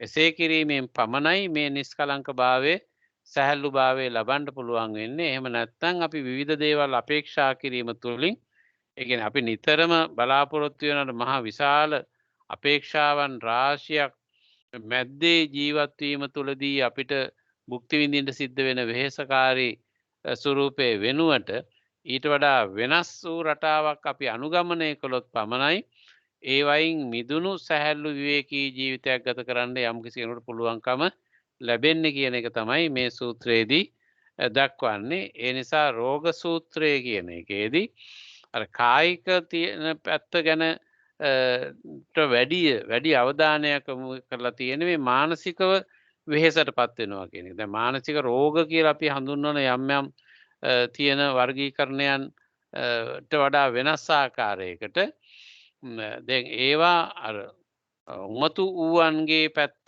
කියන එක පැත්තකින් තියලා මෙතෙන්දී සියලු දෙනාම මේ වෙහෙසටපත් වෙන කියන තත්වයේ ගැනයි මෙතෙන්දී කතා කරන්නේ. ඒතර ධර්මයේ එක්තරා විග්‍රහයකුත් තියෙනවා සබ්බේ පුතුජනා උම්මත්තකා කියලා. ඒ කියන්නේ පුහුදුන් භාවයේ ඉන්න සෑම කෙනෙක්ම උම්මත්තක කියන අර්ථ විග්‍රහයකුත් තියෙනවානේ. ඒතර ඒ අර්ථ විග්‍රහයට එන්නේ මේ නිසා. ඒතර පුහුදුන් භාවයේ තුල යම් කිසි කෙනෙක් රැඳිලා ඉන්නකොට ඒ අය මේ කියන අපේක්ෂාවන් අවශ්‍යතාවයන් තුලින් දැඩි වෙහෙසට පීඩාවට පත්වෙන ස්වභාවයක තමයි ඉන්නේ. එතකොට ඒ ස්වභාවය ඒ අයගේ අර මානසික විවේකය, මානසික සැහැල්ලුභාවය, මානසික පහසුව නැති කරන වර්ගයේ එකක්. ඒතර ඒ නිසා ඒකෙන් හැම දෙනාම මානසික ව්‍යසනයකට, පීඩාවකට, වෙහෙසකට පත් වෙනවා කියන අර්ථයෙන් තමයි අර සියලුම පුහුදුන් භාවයේ ඉන්න අය උමත්තක ස්වභාවයට ස්වභාවයෙන් හඳුන්වීම ධර්මයේ තුල සිද්ධ වෙන්නේ ඔය කියන අර්ථයෙන්. නිසා හැම කෙනෙක්ම ඔය රටාවට අයිති වෙනවා. ඒකෙ මිදෙන්න පුළුවන් වෙන්නේ අර ක්ෂීණාශ්‍රවයන්ට. එහෙම නැත්නම් අරහත් භාවයට පත් වෙච්චි කෙනෙකුට, කෙලෙසුන් නැසූ මට්ටමේ කෙනෙකුට පමණයි ඒකෙන් මිදෙන්න හැකියාව ලබන්න පුළුවන්කම හැකියාව එන්නේ. හොඳයි, මේක තමයි මේ රෝග සූත්‍රයේදී අංගුත්තර නිකායේ චතුක්ක නිපාතේ රෝග සූත්‍රයේදී පැහැදිලි කරලා තියෙන්නේ. මේක ට්‍රාන්ස්ලේට් කරලා තියෙන්නේ මේ සුජාත හඳුරෝ එංගලන්තේ. එතකොට මේ මොකද මේ access to insight එකේ මේ ට්‍රාන්ස්ලේෂන් එක නෑ. ඒ නිසා මේ සුජාත ස්වාමීන් වහන්සේගේ ට්‍රාන්ස්ලේෂන් එකක් අරගෙන මම මේ කතා කළේ. එතකොට මේ ඒ අර්ථකථනය තමයි මේ රෝග සූත්‍රයේදී දක්වලා තියෙන්නේ. හොඳයි. දැන් ඔබට ඒ ගැන කියන්න හෝ කතා කරන්න හෝ තියෙන අවස්ථාව ඒක සූත්‍රයක් අවසන් කරන්න යෙදුණා.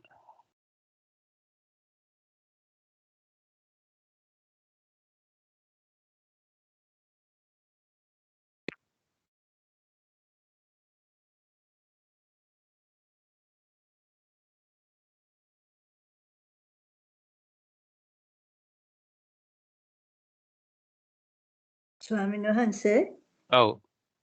දැන් මේ මොනවාද නීවරණ යටපත් වෙලා ධානයකට හැම ගියාම එතකොට මානසික රෝග නැහැ නේද? ඔව් හොඳ ප්‍රශ්නයක්. දැන් මෙහෙමයි. දැන් නීවරණ යටපත් වෙලා ධානයකට පිවිසුනහම ඒ ධානය සඳහා අපි අරමුණු කරගත්ත, විශේෂ කරගත්ත අරමුණේ තමයි රැඳිලා ඉන්නේ. ඒ අරමුණේ රැඳිලා ඉන්න තාක්කල් ඒක නැහැ. නමුත් ඒක తాවකාලිකයි. ඒකෙන් ඉවත් වුණාට පස්සේ ආයෙත් අර හිටපු තත්ත්වයට එනවනේ. දැන් බුදුරජාණන් වහන්සේ ඔය ධාන සුවේ කියන එක ditta ධම්ම සුඛ විහරණයක් හැටියට හැඳින්නුවේ අපි ඕනෑම කෙනෙකුට මේ ධාන භාවනා අභ්‍යාස කරනකොට ඒ අරමුණේ රැඳිලා ඉන්න පුළුවන්. අපි කියමුකෝ යම්කිසි කෙනෙක් විනාඩි 10ක් ඒ අරමුණේ රැඳී හිටියා කියලා. එතකොට ඒ අරමුණේ එයා කුසලාරම්මණයක් අරගෙන ඒ කුසලාරම්මණයෙහි එයා රැඳී හිටියාම ඒක එයා ධාන වැඩුවාම ඒකේ සමාධි වුණාම එයා ඒ විනාඩි 10 ඒ කුසලාරම්මණය තුල නම් ඉන්නේ රැඳෙන්නේ. එතකොට එයාගේ පැවැත්ම ජීවත් වීම ඒ කුසලාරම්මණය තුලයි. එතකොට ඒ කුසලාරම්මණය තුල ඉන්න විනාඩි 10 තුල එයාට වෙන පාපකාරී, පීඩාකාරී, වෙහෙසකාරී අත්දැකීමක්, අපහසුවක්, තෝට් එකක් මුකුත් එන්නේ නැහැ. එයා අර තෝරාගත්ත කුසලාරම්මණයනේ රැඳී ඉන්නේ. ඒතර ඒ විනාඩි 10 ගියාට පස්සේ එයා ඒ ධානයෙන් මිදෙනවනේ. එතකොට මිදුණට පස්සේ එයාට තරහ යයිද, නොරිස්සුම් බවක් එයිද, කලකිරීමක් එයිද, දැඩි පීඩාවකටපත් වෙයිද? එහෙම කියන්න බෑ. මොන තත්ත්වයට එයාගේ හිතපත් වෙයිද දන්නේ නැහැ. අර ධාන අරමුණේ ඉන්න තාක්කල් පමණයි එයාට ඒ සුවේ පහසුව තියෙන්නේ. තේරුණා සම්මානසේ පින්සිතුවේ. ස්වාමීන් වහන්සේ අවසර.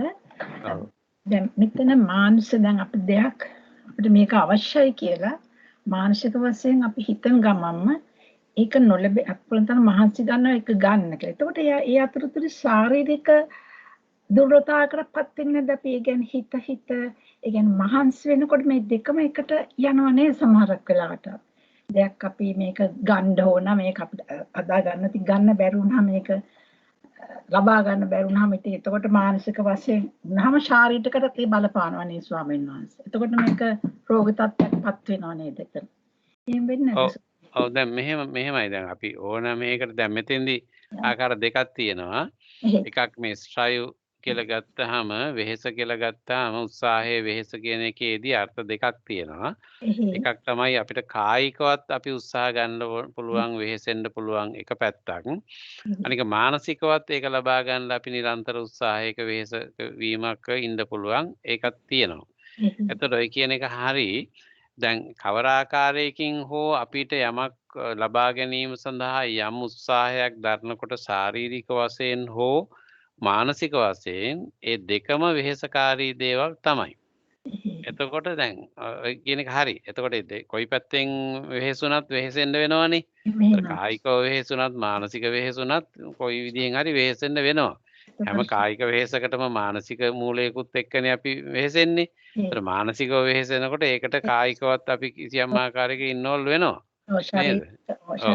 බලපානවනේ මානසිකව ශරීරයේ දුර්වල වීමක්. එතකොට ලෙඩක් හැදෙන්න පුළුවන් ඒ අතින් බලනකොට. වෙන්න පුළුවන්. ඔව්. දැන් දැඩි දැන් අපි කියන්නේ ඔය දොළ දුක කියලා නේද? ඉස්සර අපේ විවාහය කියන්නේ දොළ දුක කියලා. දැන් යම් කිසි දෙයකට හුඟක් වෙලාවට ඔය කාන්තාවන් බබලා හම්බෙන්න සූදානම් වෙන්න කාලෙදී ඇති වෙන අවශ්‍යතාවයක් නේ දොළ දුක කියන එක නිතර භාවිතා වෙන්නේ. ඉතින් ඕන කෙනෙකුට දොළ දුක ඇති වෙන්න පුළුවන්. එතකොට නමුත් ඒ කාලේනේ විශේෂයෙන් ගන්න. එතකොට ඒ කියන්නේ මේ යම් ආසාවක් ඕනකමක් ඇති වෙනවා. ඒක කියාගන්න ලැජ්ජ වෙනවා සමහරට බැරි වෙනවා. කිව්වත් සමහරට ඉෂ්ට කරගන්න බැරි වෙන ස්වරූපයටපත් වෙන්න පුළුවන්. ඔය විවිධාකාර හේතු නිසා මේ ඕනෑකම හරියට ඉෂ්ට කරගන්න බැරි වෙන පසුබිම් සකස් වුණාම ඒකෙන් බලවත් පීඩාවකටපත් වීමේ ස්වභාවයනේ දොළ දුක කියලා කියන්නේ. එතෙන්දිත් ඔය කිව්ව එකම සිද්ධ වෙනවා. ඒ මානසික අවශ්‍යතාවයට ශාරීරිකවත් වෙහෙසෙනවා මහන්සි වෙනවා දෙකම උතන එකතු වෙලා බලවත් පීඩාවකටපත් වෙන එකක් ඒ සිද්ධියේ තියෙනවා නේද? ලෙඩ හැදෙන්න පුළුවන්. ඒකට ඒක හැදෙන්නත් පුළුවන්. ඔව් ඒ එහෙම වෙලා එහෙම උනායින් පස්සේ ශරීරය දුර්වල වෙලා කැම පිරිය නැතුව ගිහිල්ලා කිසි දෙයකට උනන්දුව නැතුව ගිහිල්ලා ඔක්කොම එපා වෙලා අනික අයත් එක්ක තරහා යනවා. මහා අවුලක් නිර්මාණය වෙනවනේ සමහර අයට. ඔව්. එතකොට මෙහෙම ඒක හරි හොඳයි ඔය අදහස ඉදිරිපත් කරපු එක. ඒක අපිට දකින්න තියෙන හරි ප්‍රායෝගික තැනක් එතන නේද? ස්වාමීන් වහන්සේ. හුඟක් අයට හැම කෙනාටම නෙමෙයි සමහර අයට ඔහොම වෙනවා. එතකොට මානසිකයි කායිකයි දෙකම පිරිහෙන වෙහෙසටපත් වෙන සිද්ධියක් එතෙන්දි වෙනවා හොඳ පැහැදිලිවම පේන තැන. අනිත් තැන් අපිට වැඩි පේන්නේ නැහැ නේද? ඔව්. ඒක හොඳයි අදහස් ඉදිරිපත් කරපු එක. ඒ වගේම අපි දැන් හුඟක් වෙලාවට අපි යම් දේවල් අපේක්ෂාවන් අවශ්‍යතාවයන් අපේ හිතවල નિરાයාසයෙන්ම මතුවෙලා ඒවා සම්බන්ධයෙන් අපි සමහර විට ඒවා ලබා ගන්න උත්සාහ ගන්නවා සමහර ඒවාට දැඩි උත්සාහයක් නැහැ නමුත් හිතේ ඕනෑකම තියෙනවා කවදා හරි ඔහේ ඉෂ්ට වෙයි කියලා හිතා ඉන්නවා ඉතින් එක එක ස්වරූපෙන් තියෙනවා ඉතින් සමහර අය දැඩි වෙහෙසකටපත් වෙලා උත්සාහවත් වෙලා ඒවා ඔස්සේම ගිහිල්ලා දඟලලා වෙහෙසන අවස්ථාවක් තියෙනවා සමහර අය එච්චර සද්ද නැහැ නමුත් අභ්‍යන්තරයෙන් ඒ ඕනෑකම තමන්ගේ තියෙනවා කොයි වෙලේ හරි ඔක ඉෂ්ට වෙයි කියලා හිතත් ඉන්නවා ඔය විදිහේ අවශ්‍යතාවයන් සමහර අයගේ තියෙනවා එතකොට ඒක අපි ඕනෑම කෙනෙක් දැන් සමහර දුප්පත් රටවල් සමහරට අපේ රට කවදා හෝ දියුණු වෙයි දැන් ලංකාවේ ඉන්න අයත් හිතාගෙන ඉන්නේ කවදා හරි මේ රට දියුණු වෙයි කියලා තාම දියුණුනේ නැති වුණාට ඉතින් කවදා හරි දියුණු වෙයි කියලා හිතාගෙන කවුරුත් ඉන්නවා ඉතින් ඒක අපේක්ෂාවක් ප්‍රාර්ථනාවක් තියාගෙන ඉන්නවා. ඔහොම මේ අපි කවුරුත් ඉතින් යම් අපේක්ෂණ කාගෙත් තියෙනවා. දැන් අර එක තියෙනවා සැමෝවා දූපත සමාජ විද්‍යාවේදී දිවිච්ච එකක් මට මතකයි මේ සැමෝවා කියලා මම හිතන්නේ දූපත. ඒ දූපත ටිකක් ඒ දුප්පත් අය එහෙම ඉන්න රටක්ලු ඒගොල්ලෝගේ විශ්වාසයක් තිබුණලු මේ විශාල බඩු පුරෝගත්ත මහ විශාල නෞකාවක් ඇවිල්ලා ඒගොල්ලන්ට මේ අවශ්‍ය දේවල් ඔක්කොම මේ නැවෙන් ගෙනත් දෙයි කියලා. ඒගොල්ලන්ගේ විශ්වාසයක් ඉතින්.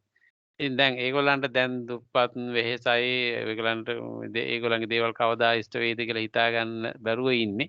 ඉතින් ඒගොල්ලෝ අපේක්ෂාවක් තියා ගන්නවා මේ නැවකින් ඇවිල්ලා ඔක්කොම දේවල් බඩු ටික ගෙනල්ලා ඒගොල්ලන්ට ඒ දූපතේ ඉන්න ඔක්කොටම මේ බඩු දෙයි කියලා ඒගොල්ලන්ගේ අපේක්ෂාවක් ඉතින්. දැන් මේක සමහර අය ඉන්නේ ලොතරැයියක් ඇදෙනකන් මේ බලාපොරොත්තු තියාගෙන ඉන්නේ සමහර අය. ඉතින් ඔහොම විවිධ ආකාරයට එක එක්කෙනා යම් යම් අපේක්ෂාවන් ගොඩනගා ගන්නවා මේ ඔක්කොම හරියයි කියලා. දැන් දේවාගම් වලත් ওই ලක්ෂණේ තියෙනවා. දෙවියන් විසින් අපිට මේ දේවල් ලබා දෙයි.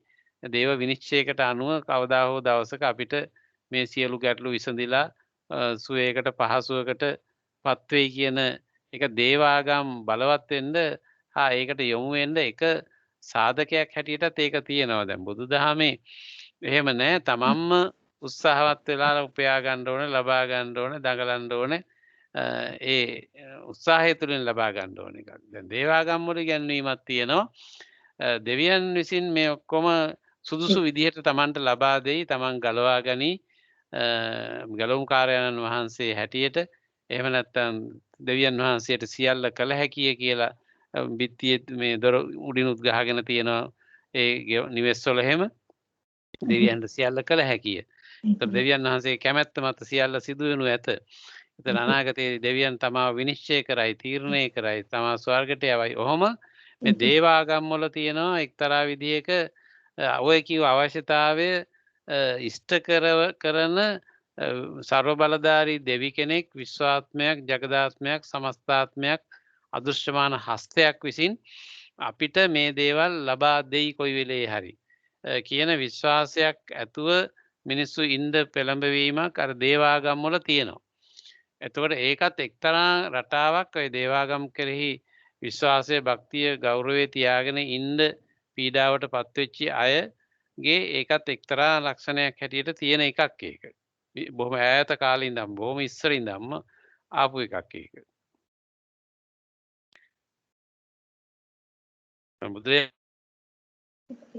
ස්වාමීන් වහන්සේ එතකොට එහෙම වුණාම ඒගොල්ලෝ මහන්සි ගන්න නැහැ. එතකොට ඒ කියන්නේ ඒගොල්ලෝ දෙනකම් බලාගෙන විදියට බලවන්තෙක් නෑ.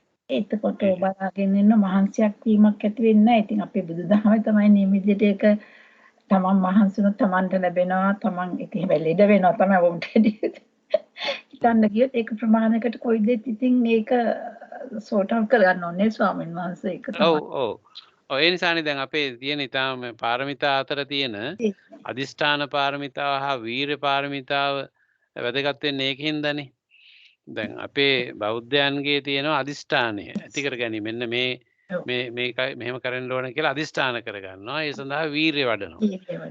එතකොට ඒ හොඳ අරමුණක්, යහපත් දෙයක් අරමුණු කර ගැනීමයි ඒකට වීර්ය වැඩිමයි කියන දෙක දහමේ ගණන මූලික කරුණු දෙකක්නේ. පාරමිතා දෙකක්නේ. එතකොට එහෙම තියෙනවා. අනිකුත් දේවල් උනත් දැන් බෞද්ධයන්ට උනත් ආහාර පාන ඇඳුම් පැළඳුම් මේ මූලික අවශ්‍යතා ඕනෑම කෙනෙක් ඉෂ්ට කරගන්න එපා. ඉතින් ඒ දේවල් නිවැරදි ආකාරවලින් කාටවත් හානියක් නොවෙන්න, කාටවත් හිංසාවක් නොවන විදිහට ඒවා උපයා සපයා ගැනීම, ආරක්ෂා කර ගැනීම, රැක ගැනීම, දියුණු කර ගැනීම කියන දේවල් දහමේ උගන්වනවා. එතකොට ඒ දේවලුත් අවශ්‍යයිනේ අපි ඕනෑම කෙනෙකුට. ඒ නිසා ඒ ප්‍රායෝගිකත්වය තුළ රැඳිලා ඒ දේවල් කිරීමේ වටිනාකම අවශ්‍යතාවයක් දහමේ නිතර අගය කරනවා.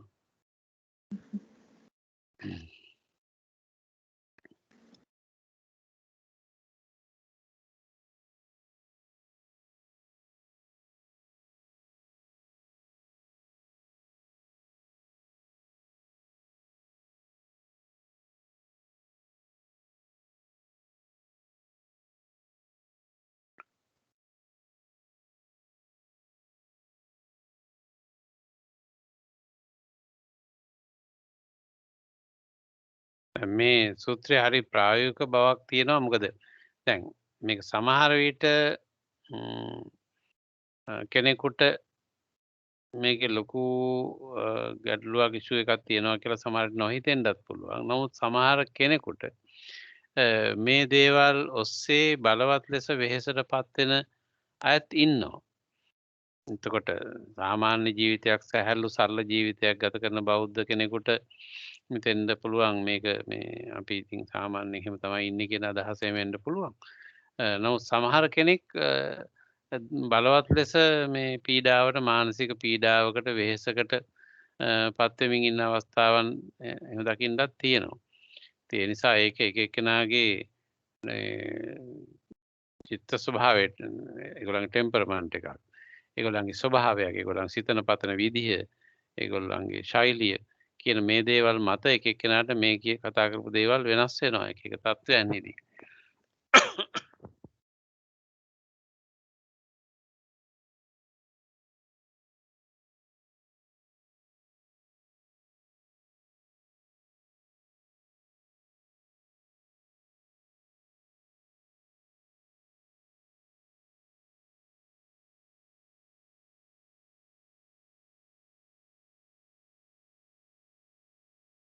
තව මොනවා හරි අපි කියනවද කතා කරනවද ඊළඟ සූත්‍රයට යන්න ඉස්සර වෙලා?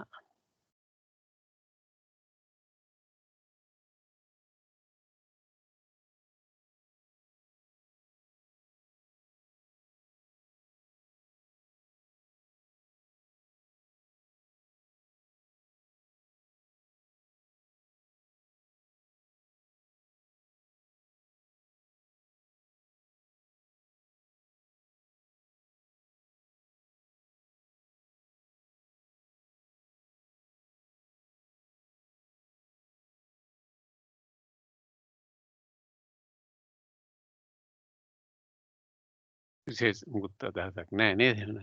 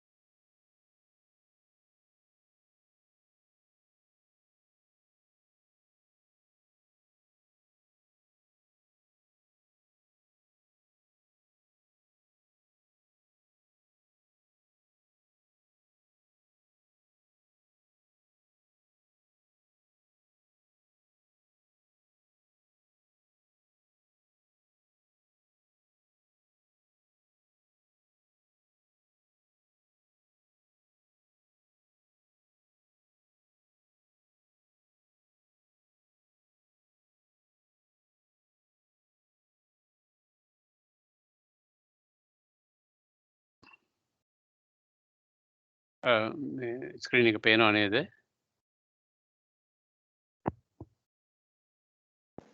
එහි ස්වාමීන් වහන්සේ.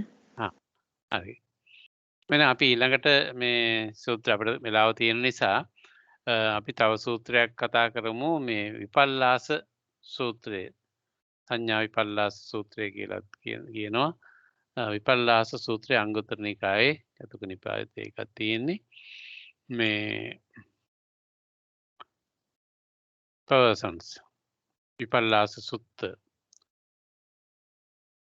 Monks, there are these 4 perversions of perception, perversions of mind, perversions of view. Which 4? Constant, which regard to the inconstant, is a perversion of perception, a perversion of mind, a perversion of view. Pleasant, with regard to the stressful, self with regard to not self. Attractive with regard to unattractive is a perversion of perception, a perversion of mind, a perversion of view. These are the 4 perversions of perception, perversions of mind, perversions of view.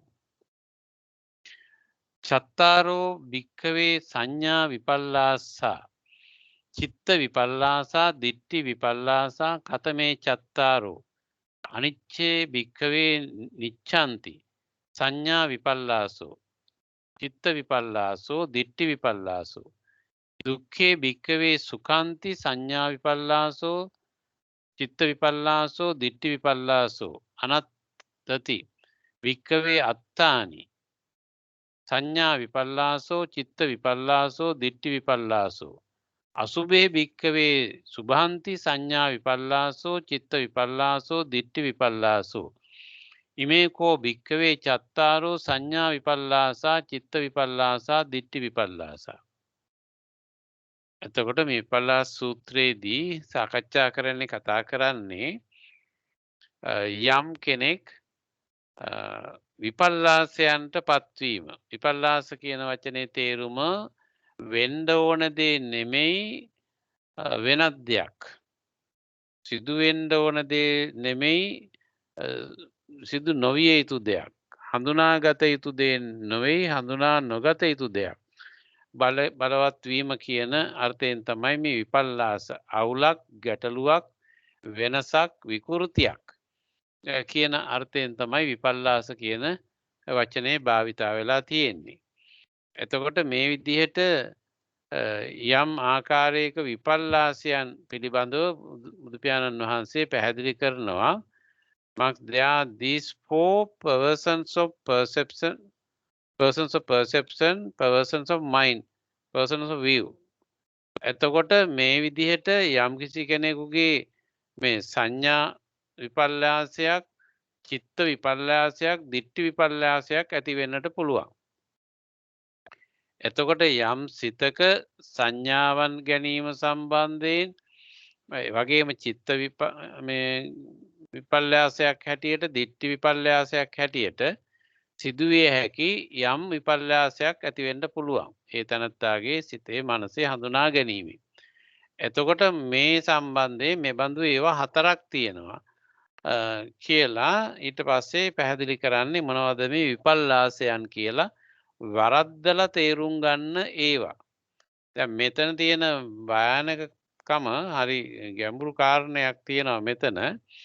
මොකද මේ දැන් අනාවබෝධයෙන් යුක්ත කෙනෙකුට සියල්ල නොතේරී තියෙන්න පුළුවන්. එයාට ඒක වැටහෙන්නේ නැහැ, තේරෙන්නේ නැහැ, හඳුනා ගන්න බෑ, අවබෝධයක් නැහැ, එහෙම තියෙන්න පුළුවන්.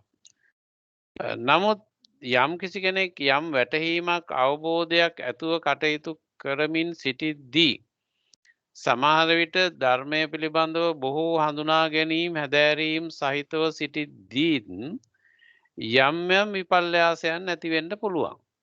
මේක තමයි මේකේ තියෙන භයානකම తත්වය. එතකොට ධර්ම මාර්ගයේ යම් දුරක් යමින් ඉන්නේද්දී එයා අර ධර්මයේ අස්සේම තියෙන යම් යම් කරුණු අරගෙන ඒවා පිළිබඳව වැරදියට හඳුනා ගන්න පුළුවන්. ඒ වැරදියට හඳුනා ගන්න එක අයින් කරන්න ලෑස්ති නැති විදිහට ඉන්නත් පුළුවන්. ඒතර මේක ඊටාත්ම දරුණු නරක තත්වයක්. දැන් මේ නිසානේ බුදුරජාණන් වහන්සේ බොහෝම තදින් මේ දෘෂ්ටිගත වීම කියන එකට මේ දොස් දැක්ුවේ. දැන් බුදුරජාණන් වහන්සේ ළඟට අඟුලිමාලාවම අඟුලිමාලට මොකද්ද මිනිස්සු මේ කරපු වැඩේ කියලා ඒ විදිහට නෙමෙයිනේ අඟුලිමාලට මේ ඇමතුවේ කතා බහ කළේ ධර්ම දේශනා කළේ. අඟුලිමාල බොහෝ මිනිස්සු මරපු කෙනෙක්නේ. එතකොට නමුත් අඟුලිමාල මිනිස්සු මරණ එක හරි බොහෝම හානිකර දෝෂාගත එකක් තමයි මිනිස් දහස් ගණන් මරණ එක. නමුත් ඒ මරණයට පත් කරපු මනසට වඩා දෘෂ්ටිගත වීම කියන එක අතිශය සාවද්‍ය බවක් හැටියටයි බුද්ධ දේශනාව තුළ සූත්‍ර දේශනාවන් අධ්‍යයනය කරද්දී පෙනී යන කාරණේ. එතකොට යම් කිසි කෙනෙක් දෘෂ්ටිමය වශයෙන් වැරද්දකට හසු වුණාම ඒ පුද්ගලයාට ඒකෙන් ගොඩ එන්න බැරි වෙනවා. ගොඩ එන්න බැරි වලකට වැටුණා වගේ. දැන් අඟුලිමාල මිනිස්සු මරලා අඟුලිමාලයා කලේ දාගත්තට එයා රහත් වුණානේ. මේ ජීවිතය තුළදීම රහත් වෙන්න පුළුවන්කම ලැබුණානේ. ඒකට අදාළ යම් යම් කරදර පීඩා ටිකක් විපාක වශයෙන් ලැබෙන්න ඇති. නමුත් රහත් වෙන්න පුළුවන්කම ලැබුණානේ.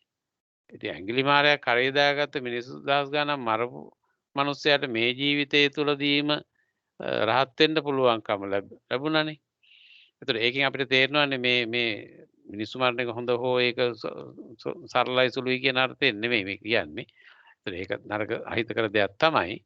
නමුත් මිනිස් සිතක් සම්බන්ධයෙන් ගත්තාම ඒ සිතේ මිනිස්සු සිය ගාණක් දහස් ගාණක් මරන්න තිබිච්ච දරුණුකම නපුරුකම කියන දෝෂයටත් වඩා යම් සිතක් දෘෂ්ටිගත වුණාම වැරදි එකක් ගත්තාම ඒ මනසට සිද්ධ වෙන්න පුළුවන් හානිය අතිශය බරපතලයි කියන එක තමයි මේ විපල්ලාස සූත්‍රයේදී කතා කරන්න කියන්නේ. එතකොට අන්න ඒ හානිය අපි ඕනෑම කෙනෙකුට යම් අවස්ථාවකදී සිද්ධ වෙන්න පුළුවන්. ඒ නිසා බොහොම පරිස්සම් වෙන්නට ඕනේ අපි හැම කෙනෙක්ම යම් දේවල් ගනිද්දී. එතෙන්දී අපිට කියන්න පුළුවන් සරලම දෙයක් තමයි ඕනෑම කෙනෙක් මේ ධර්ම මාර්ගයේ යද්දී ප්‍රමාණවත් සාධක ලැබෙනකොට මෙතෙක් තමන් අරගෙන හිටපු මතයක් හෝ අදහසක් පිළිගැනීමක් තියෙනවා නම් ප්‍රමාණවත් සාධක ලැබුණාම ඒ මතේ අයින් කරන්න ලෑස්ති පිට ඉඳීම කියන එක. මේක අතිශය වැදගත් කාරණයක්. මේක අපි හැමදෙනාම මතක් කරගත යුතු දෙයක්. එතකොට සමහර කෙනෙක් අර යම් මතවලට එල්බෙනවා. එල්බිලා මොන විදිහේ සාධක පෙන්눔 කළත් මොන විදිහට කරුණු දැක්ුවත් අර ගත්ත එක වෙනස් කරන්න ලෑස්ති නැති ස්වභාවයකටපත් වෙනවා. එතකොට අන්න එහෙම මේ ඇඩික්ට් වෙන්නේ නැතුව ආසක්ත වෙන්නේ නැතුව ලෝලී වෙන්නේ නැතුව ඒකටම බහින්නේ නැතුව යම් කිසි කෙනෙක් හැම විටම තමන් අරගෙන තියෙන ඕනෑම මතයක් ඕනෑම අදහසක් ඕනෑම පිළිගැනීමක් අවශ්‍ය නම් වෙනස් කරන්න ලෑස්ති පිට ඉඳීම කියන එක හරි වැදගත් එකක්. ඒ නිසා මොනම දෙයකටවත් අපි එල්බිලා ඒකෙම ගැලිලා මෙහෙමමයි ඕකනම් වෙනස් වෙන්න බෑ. කවුරු කිව්වත් මම පිළිගන්නේ නැහැ කියලා කියන අර්ථයට එන්න හොඳ නැහැ.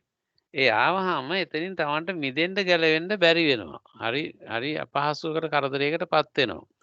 ඒ නිසා මේ විපල්ලාසයන් කියන ඒවාදී තමන් හැම විටම පරිස්සම් වෙන්නට ඕනේ. ඒවයින් තමන්ට වෙන්න පුළුවන් හානිය කොයිතරම්ද කියන එක පිළිබඳව යම් හඳුනා ගැනීම ඇති කර ගනිමින්. එතකොට මේ විපල්ලාසයන් ඇති වෙන ප්‍රධාන දැන් යම් පොඩි දේවල් සම්බන්ධයෙන් අපිට යම් දෙයක් හඳුනා ගැනීමේ වෙනස්කම් ඇති වෙන්න පුළුවන්. ඒවා එච්චර ලොකුම ප්‍රශ්න නෙමෙයි. අපි දැන් මොනවා හරි දෙයක් කෙනෙක් කියපු දෙයක් හරි තව සිද්ධියක් හරි මොකක් හරි දෙයක් අපි හිතාගෙන ඉන්නවා. ඒක එහෙම නෙමෙයි කියලා ඕක වෙනස් කරන එක එහෙම ලොකු ප්‍රශ්න නෙමෙයි. එහෙම දේවල්. නමුත් යම් මේ දාර්ශනික දේවල් සම්බන්ධයෙන් ධර්මයේ අතිශය තීරණාත්මක දේවල් සම්බන්ධයෙන් අපි ඇති කරගන්න හඳුනා ගැනීම අර මහ විශාල පරාසයකට ලොකු ඒරියා එකකට ඒක බලපානවානේ. ඉතින් ඒ නිසා ඒ වගේ තැන්වලදී අපි වඩාත්ම පරිස්සම් වෙන්නට ඕනේ. එතකොට මෙහෙම මේ චිත්ත විපල්ලාස මේ සංඥා විපල්ලාසයන් චිත්ත විපල්ලාසයන් දිට්ඨි විපල්ලාසයන් ඇතිවන ශේස්ත්‍ර හතරක් පිළිබඳව ධර්මයේ බුදු පියාණන් වහන්සේ කරුණු දක්වනවා. which four?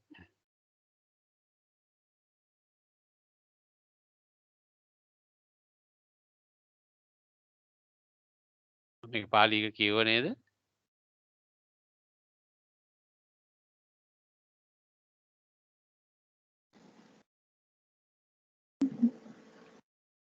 පාලිය කියව නේද මං?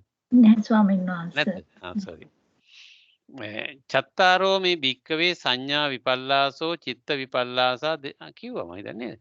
දිට්ඨි විපල්ලාසා කතමේ චත්තාරෝ අනිච්චේ භික්කවේ නිච්ඡanti සංඥා විපල්ලාසෝ චිත්ත විපල්ලාසෝ දිට්ඨි විපල්ලාසෝ දුක්ඛේ භික්කවේ සුඛanti කිව්වේ නෑ. සුඛanti සංඥා විපල්ලාසෝ චිත්ත විපල්ලාසෝ දිට්ඨි විපල්ලාසෝ අනත්තනි භික්කවේ අත්තාති අනත්තති භික්කවේ අත්තාති සංඥා විපල්ලාසෝ චිත්ත විපල්ලාසෝ දිට්ඨි විපල්ලාසෝ අසුභේ භික්කවේ සුභාන්ති සංඥා විපල්ලාසෝ චිත්ත විපල්ලාසෝ දිට්ඨි විපල්ලාසෝ ඉමේකෝ භික්කවේ චත්තාරෝ සංඥා විපල්ලාසා චිත්ත විපල්ලාසා දිට්ඨි විපල්ලාසා. එතකොට මෙහෙම මේ හතරක් විපල්ලාස හතරක් සංඥා විපල්ලාස චිත්ත විපල්ලාස දිට්ඨි විපල්ලාස කියලා හතරක් බුදු පියාණන් වහන්සේ දේශනා කරනවා. Constant with regard to the inconstant is a perversion of perception, a perversion of mind, a perversion of view. එතකොට යම් කිසි කෙනෙක්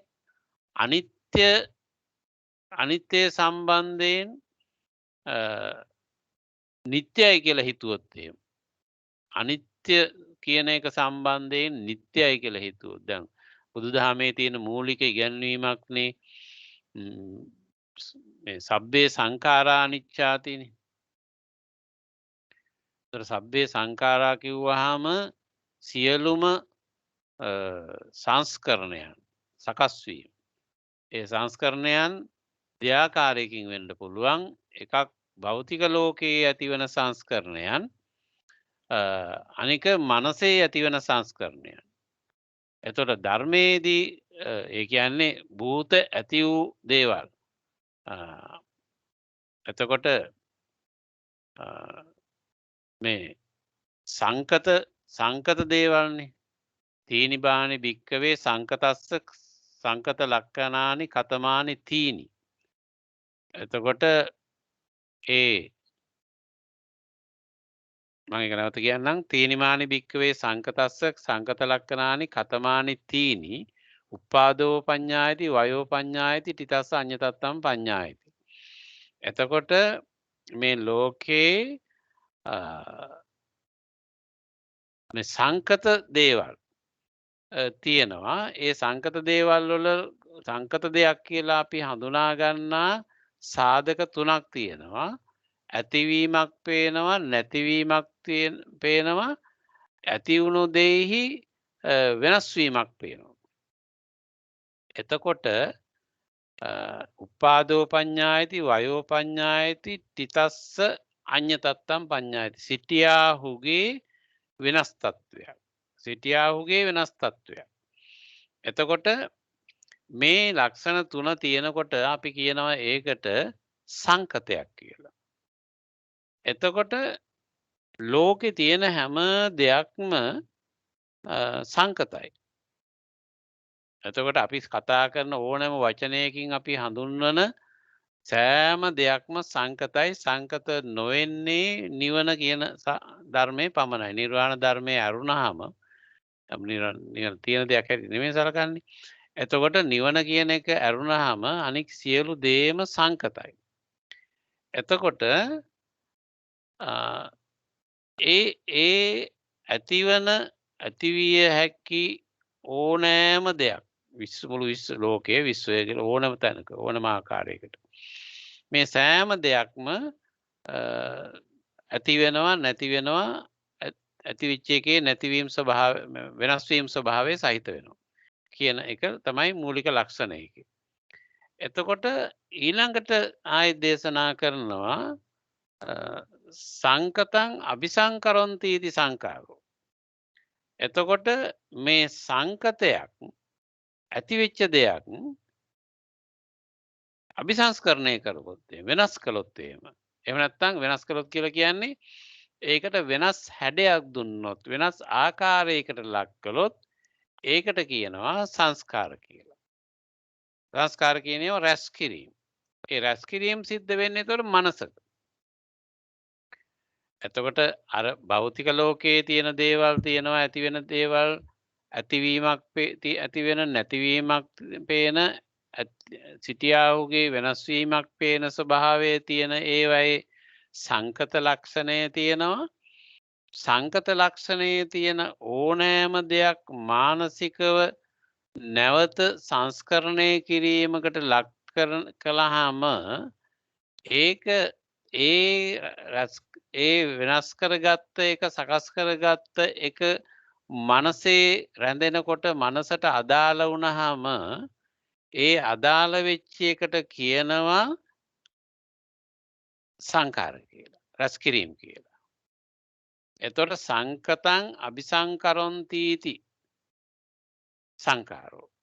මේකට මබිසංකරොන්ති इति කියලාත් යොදන්න පුළුවන්. ඒ අයනට මයන් ආගමනය වෙලා සිද්ධ වෙන්නේ ඒක කොහොම කිව්වත් ඒක නිවැරදි හරි. සංකතං අபிසංකරොන්ති කියන්නත් පුළුවන්. සංකතං අபிසංකරොන්ති කියන්නත් පුළුවන්. දෙකින් කොහොම කිව්වත් ප්‍රශ්නයක් නැහැ. එතකොට මේ සංකතය අபிසංස්කරණය කරාම එතනින් සංස්කාර කියන එක සකස් වෙන්නේ. ඒතර සංස්කාර අදාළ වෙන්නේ විඥාණයට. සංස්කාර අදාළ වෙන්නේ විඥාණයට. ඒතර සංකතය කියන එක අපි උරුම කරගන්නේ, හිමි කරගන්නේ, අපට අදාළ කරගන්නේ, අපට විශේෂ කරගන්නේ විඥානමය સંદર્ભයක් තුල. ඔය ස්වභාවය තමයි අපි හැම කෙනෙක් තුළම තිබිය යුතු හඳුනා ගැනීම ඇතිවන දේ.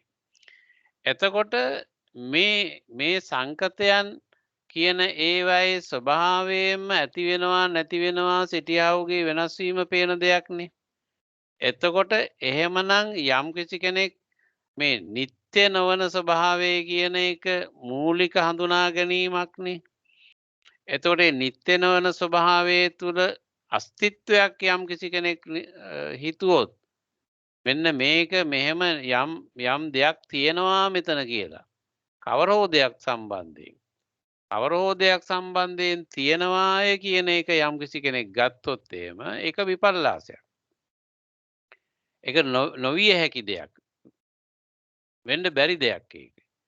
එතකොට ඒක සංඥා විපල්යාසයක් වෙනවා, චිත්ත විපල්යාසයක් වෙනවා, දිට්ඨි විපල්යාසයක් වෙනවා.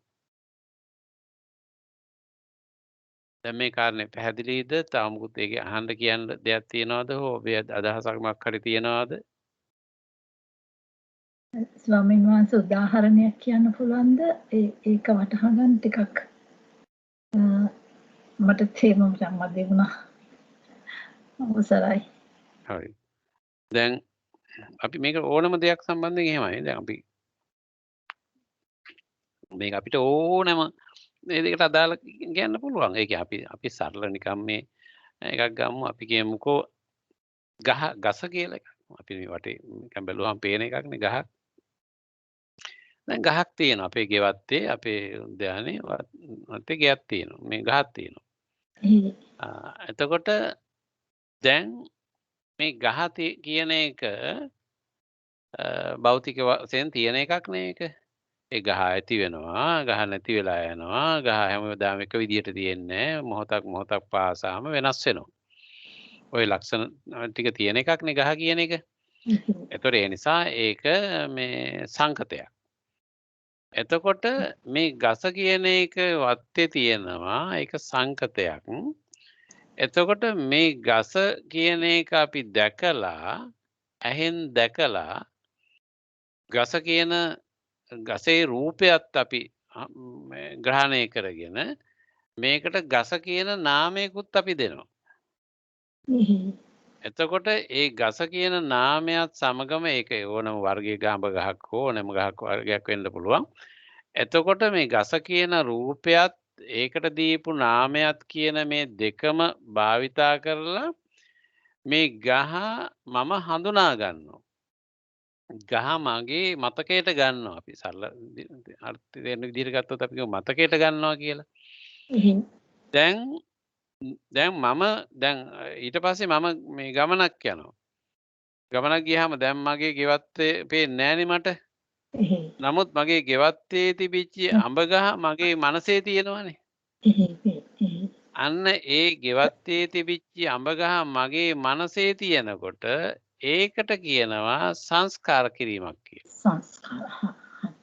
ඒක මම මම ගත්තා ඒක. ඒ සංස්කාර කරනකොට තව මේකට සංඥාවනුත් එනවා. තව නොයෙක් වැඩ මේක ඇස්සේ තියෙනවා.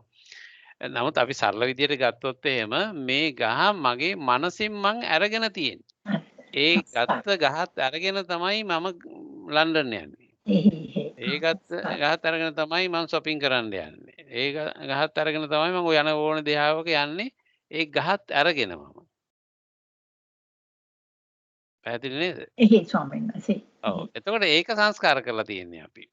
ඔය විදිහට ඔය ගත්ත උදාහරණයේ විදිහටම මා වටා තියෙන සෑම උපකරණයක්ම සෑම දෙයක්ම මට අහන්න දකින්න ලැබිච්ච සෑම දෙයක්ම පුද්ගලයෝ වස්තු සිද්ධි කොහොම දේවල් ටික ඔන්න ඔය විදිහට ගන්නවා මනසට. ඔය ගන්න හැම දෙයක්ම හැබැයි අර කිව්ව ලක්ෂණයන්ට අයිති මොකද්ද උපාදෝ පඤ්ඤායති වයෝ පඤ්ඤායති තිරසඤ්ඤත පඤ්ඤායති කියන ඒවටත් ඔය සංස්කාරයත් අයිති. ඒ සබ්බේ සංඛාර අනිච්චාති කිව්වේ ඒකින්දනේ. සබ්බේ සංඛාර අනිච්චාති යදා පඤ්ඤාය පස්සති අත නිබ්බින්දිතේ දෝ දුක්ඛෝ ඒ සමග්ගෝ විසුද්ධිය. එහෙමනේ තියෙන්නේ. එතකොට ඒ කියන්නේ මේ ගත්ත සංස්කාරයත් අනිත්‍යයි. අනිත්‍යයි. මේ සංකතයත් අනිත්‍යයි සංස්කාරයත් අනිත්‍යයි. එතකොට සබ්බේ සංඛාර අනිච්චානේ නේද? ඒ නිසා එකක්වත් ස්ථිරව තියෙන්නේ නැහැ. ඒ සංස්කාරෙත් ආයි වෙනස් වෙන්න පුළුවන්. වෙනස් වෙන්න පුළුවන්. හරි. අන්න ඒ විදිහටයි යන්නේ ඒක. එහේ ස්වාමීන් වහන්සේ මට දැන් තේරෙනවා. පින් සිදු වේවා.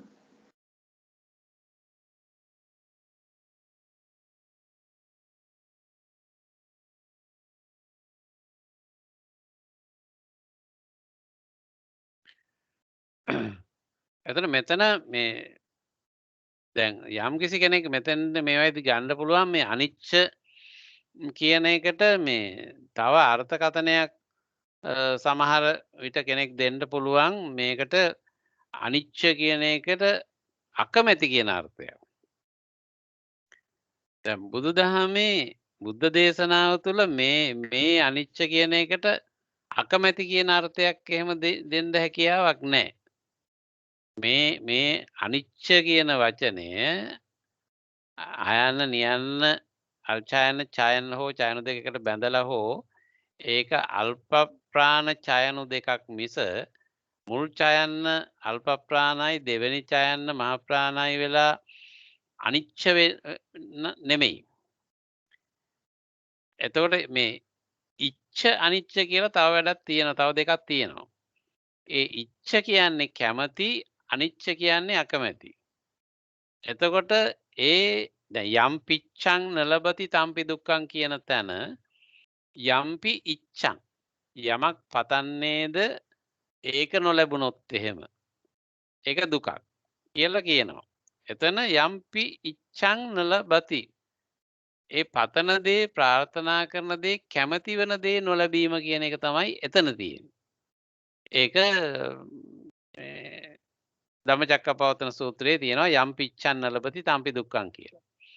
එතන මේ ඉච්ඡතාවේ ඉච්ඡ කැමැත්ත කියන එක තියෙන්නේ කැමැති වීම කියන අර්ථයෙන් පමණයි ඒක. එතකොට මේ අනිච්ච සංඥාව අනිච්ච ගැන කතා කරද්දී එතන අනිච්ච කියන්නේ නිත්‍ය නැහැ කියන අර්ථය එන්නේ. එතකොට එතෙන්දී එන්නේ අර ඉන්කන්ස්ටන්සි එක. එතකොට ඒකේ නිත්‍ය ස්වභාවයකට මේ කන්ස්ටන්ට් නෙමෙයි කියන එක. ස්ථාවරව තියෙන්නේ නැහැ කියන අර්ථයෙන් තියෙන එකක් මිසක් අකමැති කියන අර්ථයක් එහෙම මෙතනදී ගන්න බෑ. මේ කිට්ටු පළාතකටවත් අනිච්ච කියන එක ගන්න හැකියාවක් නැහැ. මොකද මෙතෙන්දී තියෙන්නේ නිත්‍ය නොවන ස්වභාවය සම්බන්ධයෙන් විතරයි කතා කරන්නේ. සමහර කෙනෙක් මේ වචනේ සමහර විට පරිලවාගෙන අනිච්ච කියන්නේ අකමැති කියන එකට අර්ථයට මේ දෙන්න හෝ ගන්නත් පුළුවන්. ඒක ඇසුරු කරගෙන තව නොයෙක් අවුල් සහගත තත්ත්වයන් නිර්මාණය වෙන්නත් පුළුවන්. නිසා මෙතන තියෙන්නේ නිත්‍ය නෑ කියන අර්ථයයි ගෙන්නේ මේ විපල්ලාස සම්බන්ධයෙන් මේ හඳුනා ගැනීමේදී හැම තැනකදීම නිත්‍ය නෑ කියන අර්ථය තමයි ඕනම තැනකදී මේ ධර්ම මාර්ගය තුල මේ පැවැත්ම සම්බන්ධයෙන් කතා කරන හැම තැනකදීම ගන්න තියෙන්නේ නිත්‍ය නෑ කියන අර්ථය පමණයි.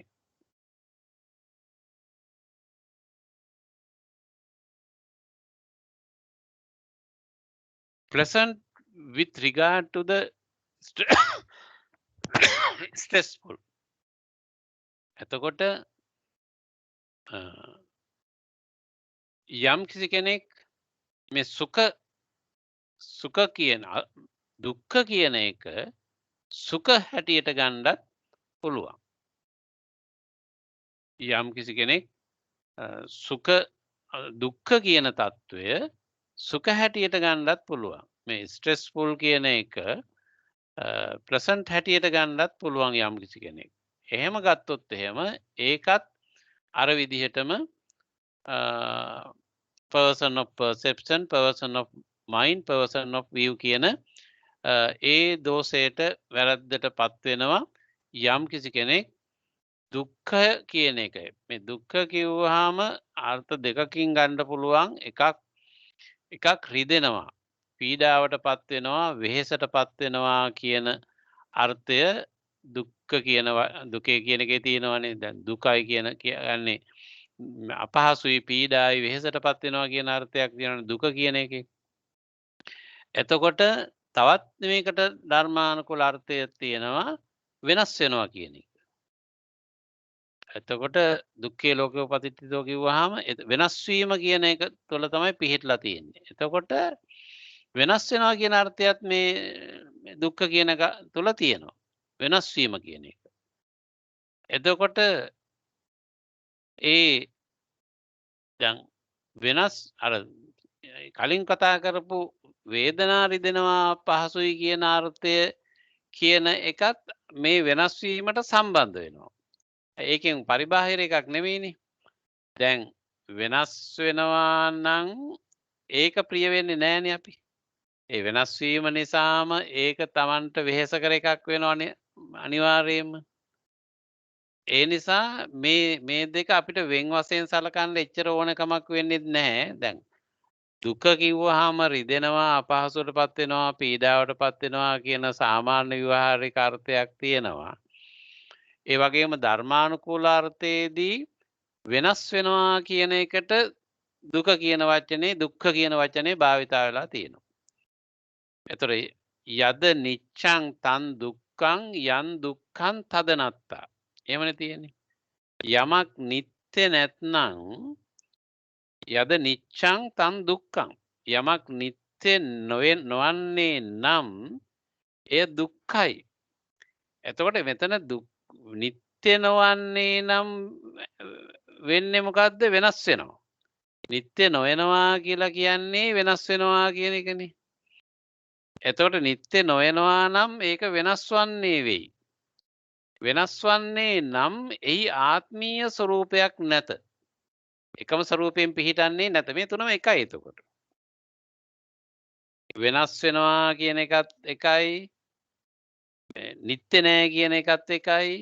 වෙනස් වෙනවා කියන එකත් එකයි. එහි ආත්මීය ස්වરૂපයක් නෑ කියන එකත් එකයි. එතකොට මෙතන පූර්ණ සත්‍යයක් මෙතන තියෙන්නේ. ඒකයි මොකුත් අය වෙනස් කරන්න බලන්න දෙයක් නෑ ඒක. ස්ථීර නෑ කියන එකත් එහි තියෙනවා. ස්ථීර නැත්නම් වෙනස් වෙන්න එපා. වෙනස් වෙනවා කියන එකත් එක තියෙනවා. වෙනස් වෙනවා නම් එහි ආත්මීය බවක් නෑනේ. වෙනස් වෙන ස්වරූපයක්නේ තියෙන්නේ. එතකොට මේ වචන තුනම එකක් කියවෙන්නේ. කරුණු දෙක තුනක් නෙමෙයි එකක්මයි තමයි කියවෙන්නේ. එතකොට යද නිච්ඡං තන් දුක්ඛං යන් දුක්ඛං තදනත්තා. එතකොට මේ ත්‍රිලක්ෂණයක් කියලා කියන්නේ ඒකනේ. ත්‍රිලක්ෂණයක්. එතකොට ලක්ෂණ තුනක් නෙමෙයි තියෙන්නේ. දේවල් තුනක් නෙමෙයි ලක්ෂණ තුනක් මේ තියෙන්නේ. ත්‍රිලක්ෂණේ තිලකුණු කියලා කියන්නේ ලක්ෂණ තුනක්. මොකද්ද මේ සියල්ලෙහි ඕනෑම දෙයක තියෙන ලක්ෂණ තුනක් මේ කතා කරන්නේ. එතකොට මේ ලක්ෂණ දේවල් තුනක් නෙමෙයි ලක්ෂණ තුනක්. එතකොට ලක්ෂණ තුන මොකද්ද? නිත්‍ය නෑ, වෙනස් වෙනවා. එහි ආත්මීය ස්වરૂපයක් නෑ. එතකොට එකම කාරණේ තමයි කියවෙන්නේ මේ තුنين. ඒ නිසා තමයි තිලකුණු කියලා කියන්නේ. එතකොට ඒ නිසා දුක්ඛ කියන වචනේට මම අර කලින් කියවනේ සාමාන්‍ය විවහාරයේ අපිට තියෙන දුකයි කියලා කියන්නේ මට හරි දුකයි කියලා කියනවනේ. එතකොට ඒ දුක කියන්නේ ඒ දුක කියන එකටත් අර වෙනස් වීම කියන එකට අදාළ වෙලාම තමයි ඒක වෙන්නේ. ඒ නිසා ඒක වෙනම පරිබාහිර වශයෙන් ගන්න විශේෂ වන කමකුත් නැහැ. එතකොට ඒ නිසා යද නිච්ඡං තන් දුක්ඛං යන් දුක්ඛං තදනත්තා කියන එක එකම ස්වરૂපයක් එකම කාරණේ ගැන පැහැදිලි කරන ලක්ෂණ තුනක් හැටියට තමයි ක්‍රියාත්මක වෙන්නේ. එතකොට යම් කිසි කෙනෙක් මේ දුක්ඛ කියන එකට සැප හැටියට ගත්තොත් එහෙම එතකොට ඒක ප්‍රියයි හැටියට ගත්තොත් එහෙම ඒක මිහිරි හොඳයි කියන වෙනස් වෙනවා කියන ස්ට්‍රෙස්ෆුල් කියන එක මිහිරි හොඳයි වශයෙන් ගත්තොත් එහෙම වෙනස් වෙනවා කියන එකේ ඊට වඩා සුබදායක විදිහට ගත්තොත් එහෙම ඒක විපල්ලාසයක් වෙනවා සංඥා විපල්ලාසයක් වෙනවා දිට්ඨි චිත්ත විපල්ලාසයක් වෙනවා දිට්ඨි විපල්ලාසයක් වෙනවා. එතකොට self with regard to non self. එතකොට යම් කිසි කෙනෙක් මේ අනාත්ම ස්වરૂපයෙන් ගත්තොත් එහෙම අනාත්මී බව ආත්ම හැටියට ගත්තොත් එහෙම එතන අර කිව්ව ආකාරයකට සංඥා විපල්යාසය, චිත්ත විපල්යාසය, දිට්ඨි විපල්යාසය සිද්ධ වෙනවා. ඊළඟට attractive with regard to the unattractive is a perversion of perception, a perversion of mind, a perversion of view. ඒතර යම් කිසි කෙනෙක් මේ අසුභය සුභ හැටියට ගත්තොත් එහෙම අසුභය කියන එක සුභ හැටියට ගත්තොත් එහෙම අන්න එතනත් අර කිව්ව ආකාරයට සංඥා විපල්යාසය, චිත්ත විපල්යාසය, දිට්ඨි විපල්යාසය සිද්ධ වෙනවා. These are the four perversions of perception, perversion of mind, perversions of view. මෙන්න මේ හතර තමයි ඒ කියන්නේ අනිත්‍ය නිත්‍ය හැටියට ගත්තොත් ඊළඟට අසුභය සුභ හැටියට ගත්තොත් අනාත්මය ආත්ම හැටියට ගත්තොත් sorry මේ අනාත්මය මේ අනිත්‍ය නිත්‍ය හැටියට ගත්තොත් දුක්ඛය සුඛය හැටියට ගත්තොත් අනාත්මය ආත්ම හැටියට ගත්තොත් අසුභය සුභ හැටියට ගත්තොත් කියන මේ හතරෙදී මේ වැරදි ආකාරයෙන් ගැනීම හතර මත තමයි සංඥා විපල්යාස, චිත්ත විපල්යාස, දිට්ඨි විපල්යාස කියන එක සිද්ධ වෙන්නේ. There are these four non-perversions of perception, non-perversions of mind, non-perversions of view, which four inconstant with regard to the inconstant is non-perversion, non-perception, non-perversion of mind, non-perversion of view. Stressful with regard to the stressful, non-self with regard to non-self. Unattractive with regard to the unattractive is non-perversion, non-perception, non-perversion of mind, non-perversion of view. These are the four non-perversions of perception, non-perversions of mind, non-perversions of view. චත්තාරෝ මේ භික්ඛවේ න සංඥා විපල්ලාසා න චිත්ත විපල්ලාසා න දිට්ඨි විපල්ලාසා කතමේ චත්තාරෝ අනිච්චේ භික්ඛවේ අනිච්ඡන්ති න සංඥා විපල්ලාසෝ න චිත්ත විපල්ලාසෝ න දිට්ඨි විපල්ලාසෝ දුක්ඛේ භික්ඛවේ දුක්ඛන්ති න සංඥා විපල්ලාසෝ න චිත්ත විපල්ලාසෝ න දිට්ඨි විපල්ලාසෝ අනත්තති භික්ඛවේ අනත්තාති න සංඥා විපල්ලාසෝ න චිත්ත විපල්ලාසෝ න දිට්ඨි විපල්ලාසෝ අසුභේ භික්ඛවේ අසුභන්ති න සංඥා විපල්ලාසෝ න චිත්ත විපල්ලාසෝ න දිට්ඨි විපල්ලාසෝ ඉමේ කෝ භික්ඛවේ චත්තාරෝ න සංඥා විපල්ලාසා න චිත්ත විපල්ලාසා න දිට්ඨි විපල්ලාසාති. එතකොට අර කිව්ව එකේම අනිත් පැත්ත එක මම ආයෙ අර්ථයෙන් ආයෙ කියන්න අවශ්‍ය වෙන්නේ නැහැ. අර අනිත්‍ය කියන එක අනිත්‍ය හැටියටම දැක්කොත් එහෙම සුඛ කියන දුක්ඛය කියන එක දුක හැටියටම ගත්තොත් එහෙම අනාත්ම කියන එක අනාත්මය හැටියටම ගත්තොත් එහෙම අසුභය කියන එක අසුභ හැටියටම දැක්කොත් එතකොට විපල්යාසයක් වෙන්නේ නැහැ කියන එක තමයි දැන් කිව්වේ අර කිව් එකේම අනිත් පැත්තයි එතන තියෙන්නේ. Perceiving a constancy in the inconstant, pleasure in the stressful, self in what's non-self, attractiveness in the unattractive. Beings destroyed by wrong view go mad out of their minds, bound to Mara's yoke. From the yoke they find no rest. Being go onto the wandering on, leading to the birth and death. But when awakened ones arise in the world, bringing light to the world, they proclaim the Dhamma, leading to the stilling of stress. When thus with discernment listen, they regain their senses, seeing the inconstant as inconstant, the stressful as stressful, what is non-self, not self as not self, the attractive as unattractive, undertaking right view, they transcend all stress and suffering. එතකොට ඒක අර කියපු එකමයි කියවෙන්නේ. අර විදිහට අනිත්‍ය හැටියට නිත්‍ය හැටි මේ කියන ඒවායි නියම වැරදියට ගත්තොත් එහෙම මායාවේ බන්ධනයට හසු වෙනවා. මේ මායාවේ බන්ධනයෙන් හසු වෙලා ඔවුන්ට සනසීමක් විමුක්තියක් පහසුවක් ලැබෙන්නේ නැතුව මේ සංසාර ගමනේ දිගින් දිගට යන්න සිද්ධ වෙන තත්වයකටපත් වෙන්නේ. එතකොට යම් කිසි කෙනෙක් ඒ ස්වභාවයෙන් මිදිලා මේ විපල්ලාසයන්ගෙන් තොර වෙන විදිහට මේක හඳුනාගත්තොත් නිවැරදි ආකාරයෙන් ඒ අයට මේ ගමන සංසාරික ගමන නිවැරදි ආකාරයට ගෙවන්නට පුළුවන්කමත් සැනසීමටත් පත් වෙනවා. ලෞතර බුදු පියාණන් වහන්සේ පහළ වෙලා මේ නිවැරදි ධර්ම දැක්ම කියා දුන්නා, දේශනා කළා. එතකොට ඒ දේශනාව තුලින් යම් කිසි කෙනෙක් ආලෝකය ලැබුවොත් නිවැරදි ආකාරයට ඒ අයට දුක වෙහෙස අතික්‍රමණය කරන්නට පුළුවන්කම ලැබෙනවා කියන එක එතන කිව්වේ. ඒක පැහැදිලි කරනවා. අපි කතා කරපුවාමයි. හොඳයි. ඔක තමයි විපල්ලාස සූත්‍රයේදී සඳහන් වෙන්නේ. ඊටාත්ම වැදගත් ධර්ම කාරණයක් එහි ප්‍රකාශ වුණේ. ඉතින් මේක අපි නිවැරදි ආකාරයෙන් හඳුනා ගැනීම තමයි ඒ විපල්ලාසයන්ගෙන් මිදීම හැටියට සැලකෙන්නේ.